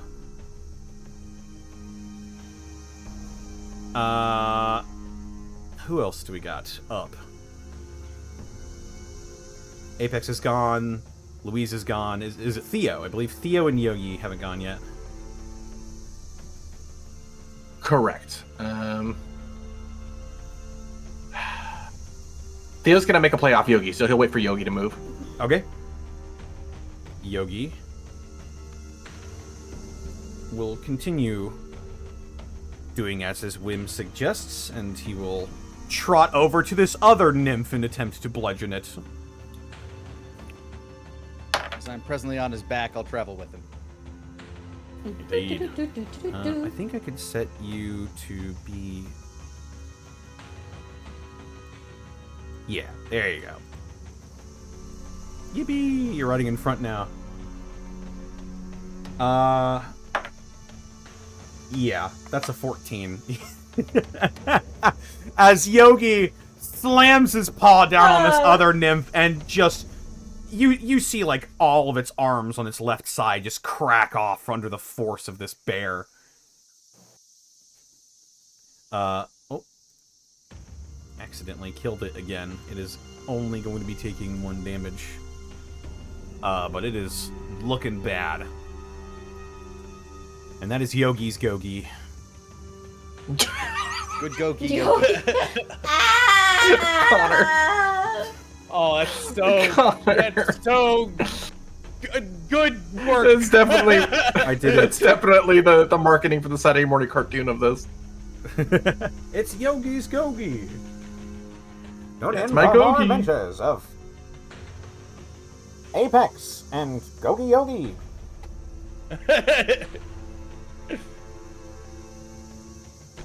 All right, but Theo, you're up. Very Jabberjaw energy. Oh my God, Jabberjaw.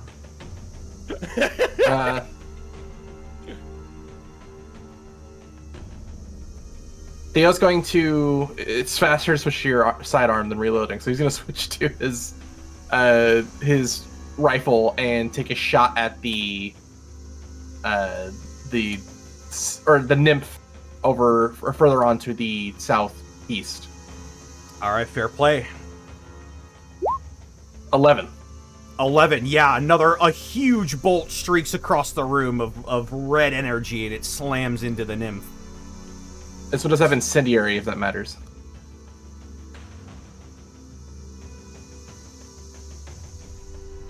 Oddly enough, it does not seem to affect these guys.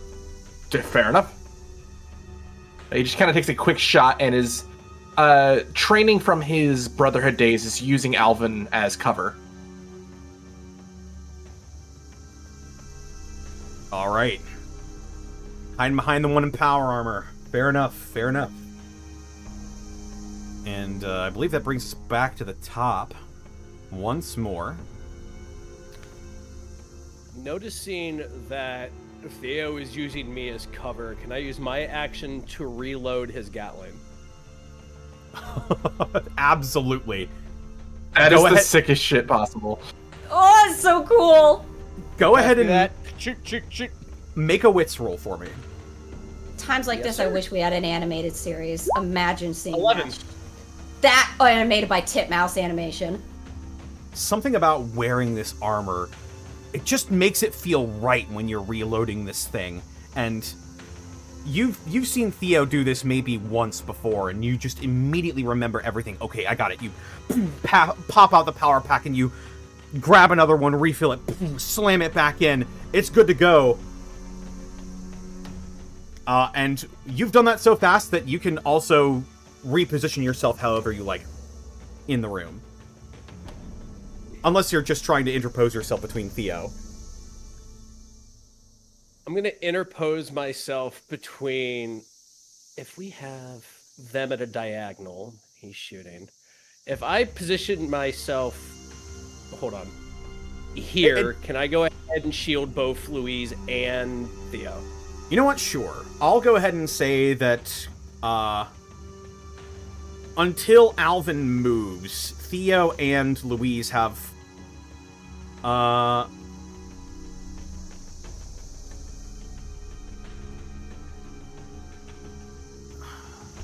well, it goes through shield.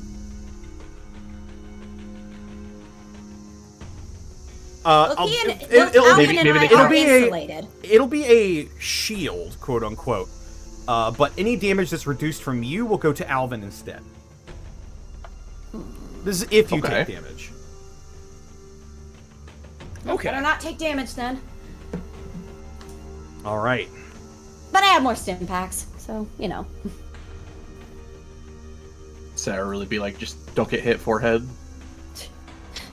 Like, I Just don't, win, it's just Lamar. like, I'm gonna feel real guilty. But yeah, when Alvin does that, then Louise will just sort of crane from her position around the side of him to take a laser shot at this fucker. All right, go for it. Alright, we'll do a regular roll. Oh, that's a 4. And you were shooting the Sorry, slag Alvin. spitter apostle again, right? No, actually, I was going for the one. I was gonna go for the one that Theo was trying to shoot, the little one next to it. All right, the little guy. Yeah, Little feller. Alrighty. little man, little cheese. Look out for the little guy. Oh, sweet cheese. I'm We've been cheese to ad meet clearing as best we you. can I'm not while cheese to meet you, actually. You're a little dick. the big lads take on the big ones. I just wanted to get rid of it so it can't, like, you know, try to use it for ammo. You know what? As... No, that wouldn't make sense. Okay. Yeah, seeing an opportunity as you miss your shot, this nymph is going to break off from his partner here, the apostle, and is going to run up to you. And Alvin will be taking this 1 damage. However, I believe because you also have shield, that just gets reduced to 0. It does. I have shields on my Nice. shields. Shields on, shields on, shields on, shields. It's just bapping itself over and over again against your visor. It's like, That's honestly how I've been avoiding stop most it. damage. Stop it. I will Shields on, shields. I will headbutt it on my action. Ah. Headbutt it with my helmet. It's like a bee that can't figure out not to hit the window. And I think Yogi... I think we're back to Yogi and Theo, if I'm not mistaken. I haven't gone yet Oh, all right. this round. Then I'll finish proceed. off the one that Yogi battered. Very well. Go ahead and Hopefully. roll a body roll. Man. 7. 7. All right. Trying to claw at you, it's having a little bit of a tough time trying to navigate both you and the bear, It flies towards you, and you just skewer it right through the chest. But again, these small little nicks and scratches add up to 1 damage.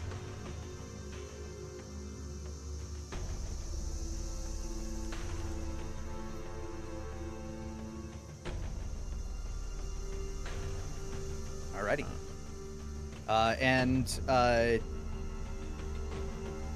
I'll direct Yogi, like I'll point at the big one, and I'll yell, feed. All right. You are actively ordering him to do something. Go ahead and roll me... it's a roll of your choice to try and convince him to do what you want him to do.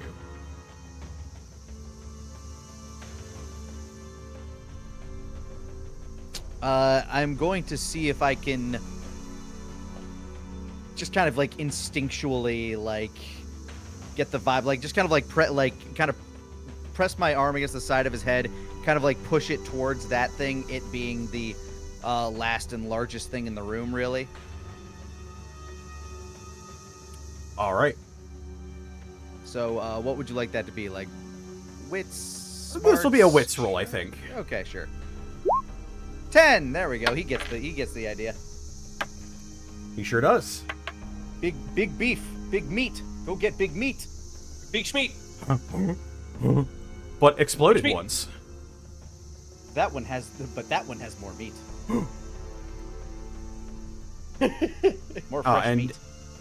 Yogi, having been enticed enough to go and charge the apostle, will in fact lay down the law, and yeah, that's a disgusting roll. As there are...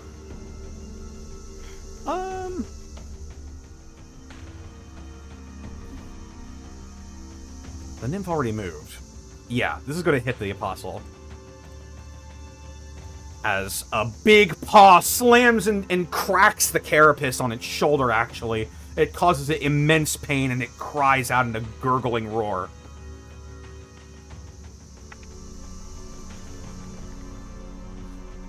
Good bear.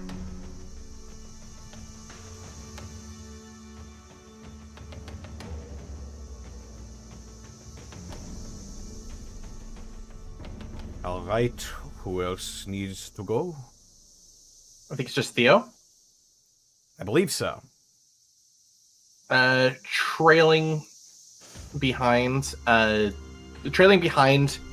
Alvin's back, he's going to be holding now the reloaded Gatling, and it's going to fire at the one in front of Louise. All right.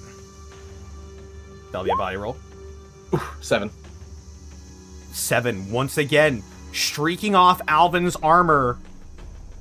The counterattack from the nymph is thwarted, and he is cut down by your laser fire. Oh yeah. Whew. And then the next 2 shots, I guess, which is the big guy down further to the. I keep Zero. trying to say southeast. It's your only target left. 13. Ooh. God damn. Yogi son. actually,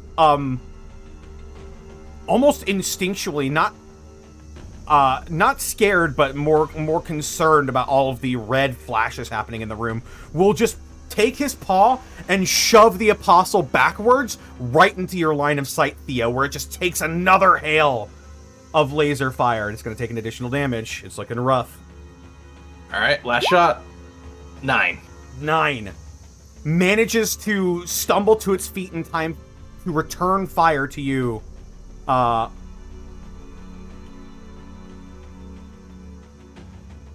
Yeah, Alvin.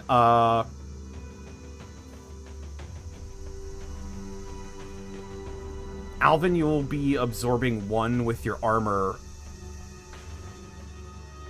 Okay. and then the other 1 damage will go through to Theo. All right. And that is directly to your HP and not your armor. Got it. But you fight through the pain. You've actually been burned before, so you know what it's like. And you've dealt with pain before. You pour laser fire into the apostle, and it goes down and sizzles out of existence.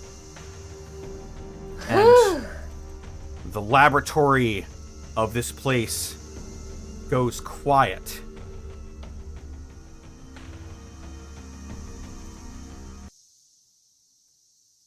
For just a moment.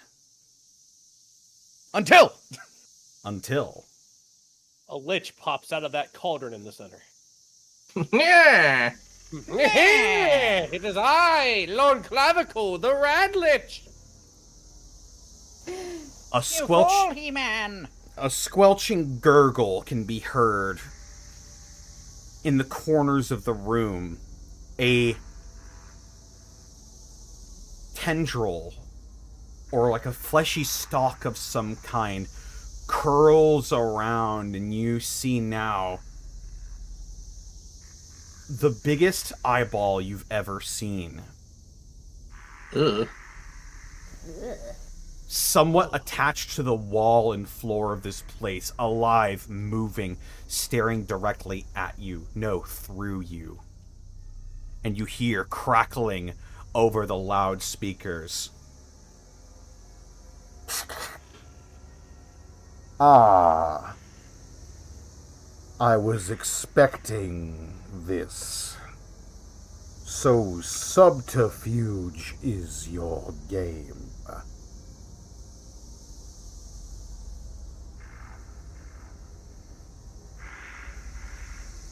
Very well.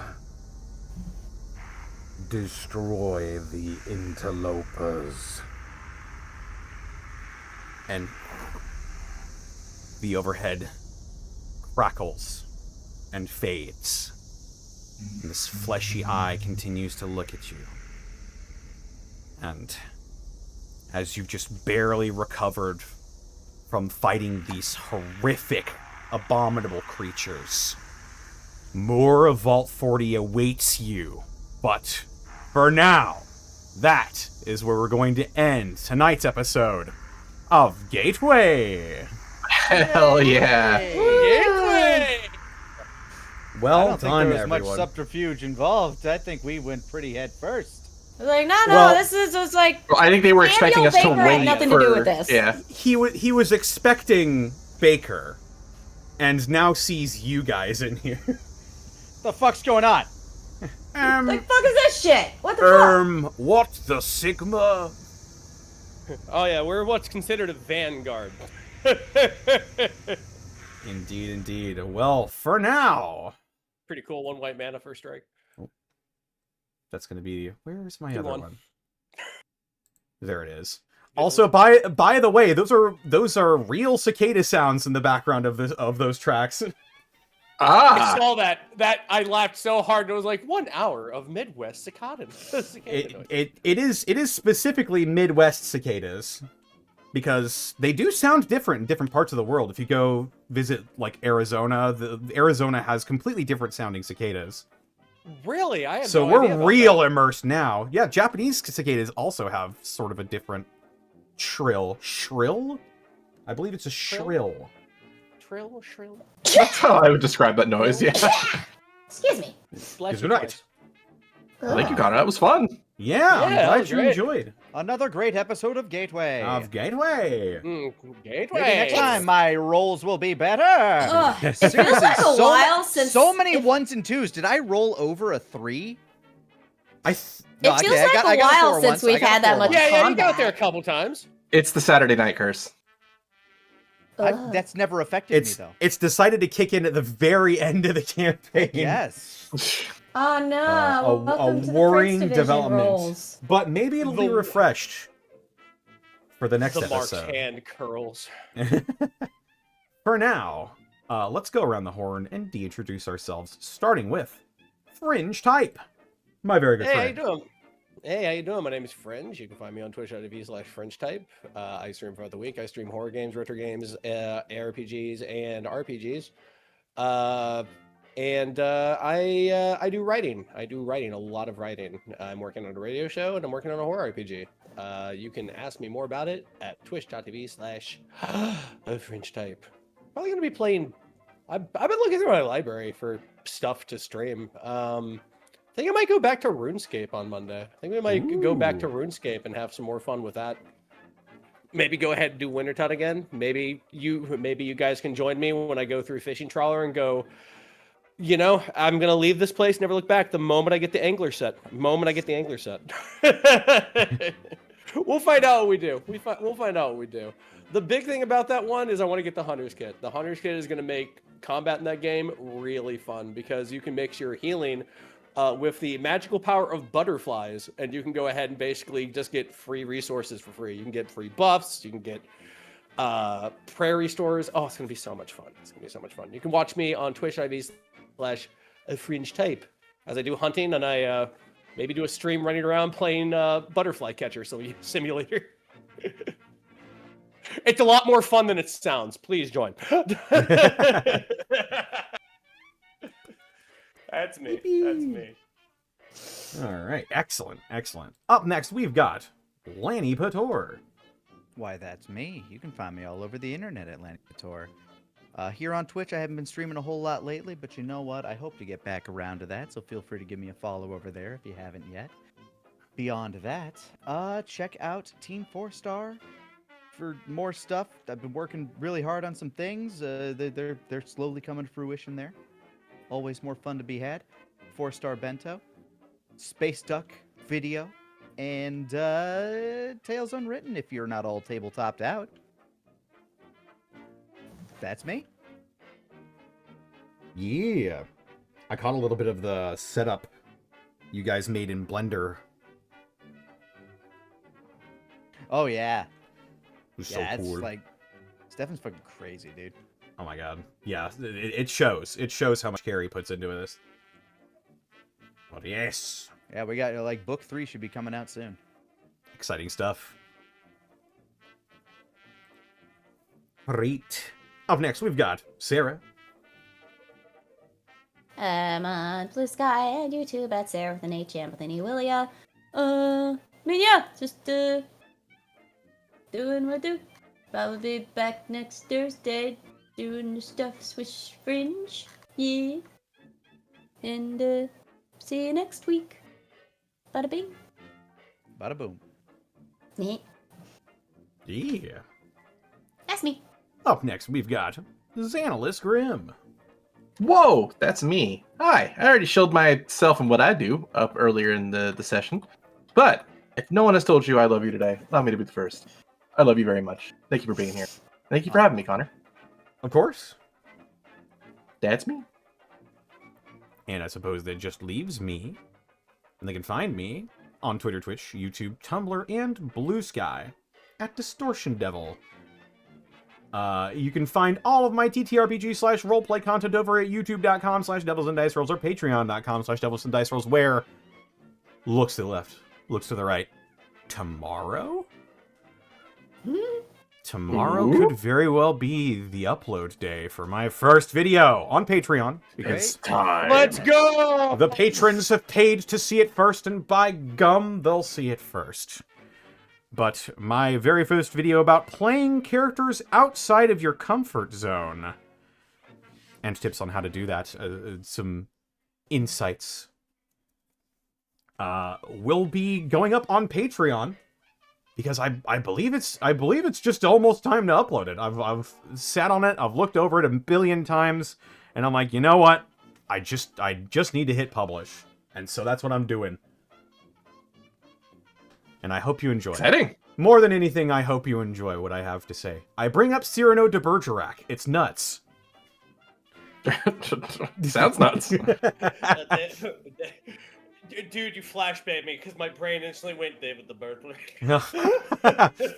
Cyrano de Bergerac. I'm playing Buttcraft right now. I can't believe you! I am sorry.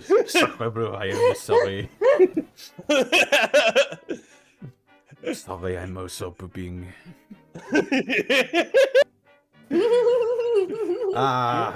Yes. Other than that, tomorrow, playing some more Baldur's Gate. As well as some more Fallout 3. We just beat the pit. And we found dog meat. We got meat, y'all. Schmeat! And we're probably going to be some fucking up some super mutants in the heart of DC tomorrow, but that's for another time. For now, we need to thank the wonderful people who make this possible, including Die Hard Dice.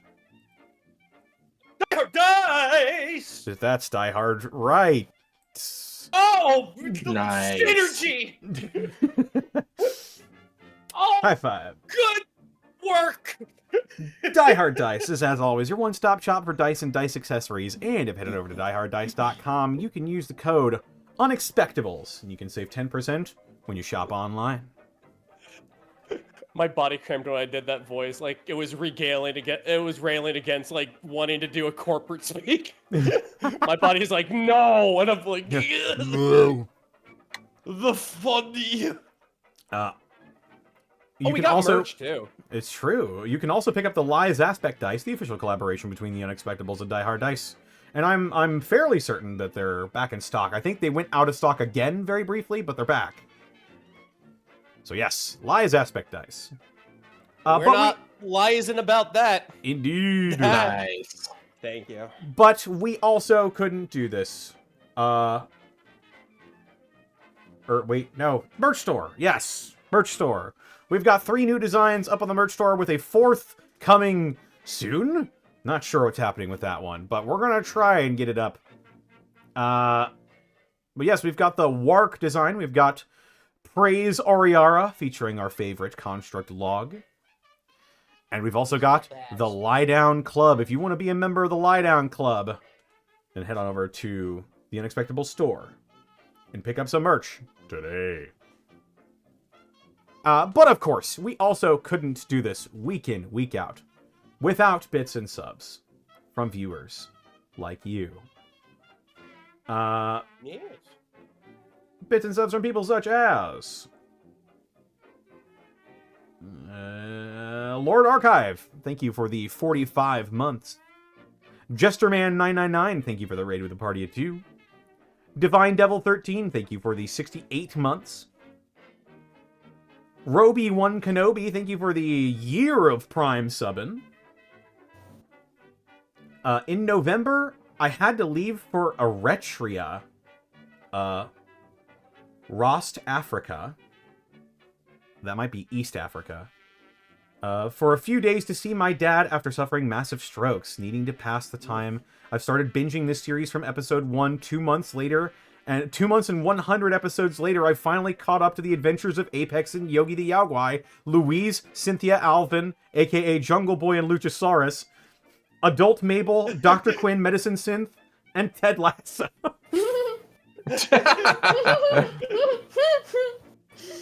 Oh, God. Incredible. Well, I hope your dad's doing okay. Yeah, Yes. seriously, yes. Yeah.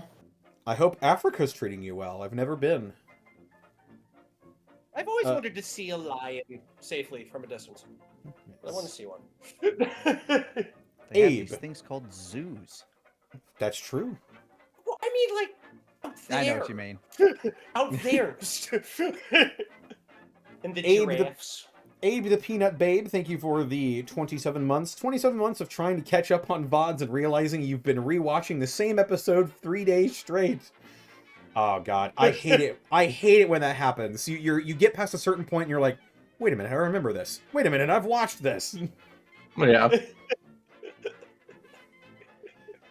Tix Dixel, Saris, thank you for the 5 subs gifted to the community. Hey, we know that person. We do. Goobrick, thank you for the follow. And Fat Spartan, thank you for the 52 months. If I had a nickel for every time a Hive Mind Vault got raided on this channel, I'd have 2 nickels, which isn't a lot, but it's disturbing that it happened twice. Indeed.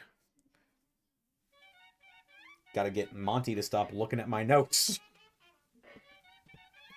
You I should put a kid. padlock on them. That way she can't look at them. I kid. Monty doesn't watch Gateway. But anyway. But anyway. It's true. She doesn't know we exist. You know who does watch Gateway? All of you. And I'm thankful for it every week that you tune in and watch my funny little world get completely bowled over by 4 dudes and a bear. Lanny, you mean that guy that played a turtle once? That's right. It's true. Oh, and with that, we're going to go ahead and we're going to leave you for this week. But next week is going to be a very, very intriguing session. One which I hope you're ready for. But for now, I'm excited. we got to find somebody to raid. Perhaps my dice will be kinder. The digital dice. Indeed. Roll 20 rearing its ugly head. Who's streaming? You know what? Scout Clown Depot is streaming. Let's go ahead and raid her. Currently playing Blue Prince. That's a game I need to play as well. I've heard a lot about it. It's a really fun puzzle game. Blue I Prince. finally own it. At some point, I will get to playing it. Hey, don't raid Blue Prince. Raid Clown Depot. Raid a clown, not the blue. What should our raid message be? Bear with me. There's an eye in the wall. Yes. We are being watched. We are being watched. Eyeball. Perceived. I like that. The raid message They'll will never be know it's perceived. cross promotion for Thursday's Fringe. Like, aha! All right, y'all. I find a little thread and I pull it. Thank you so much for stopping by the stream. We'll be back, hopefully next week with some more Gateway. But for now, take care, rest well, and have a good bye. Goodbye. Bye. Bye. Remember to remain indoors. It's cold.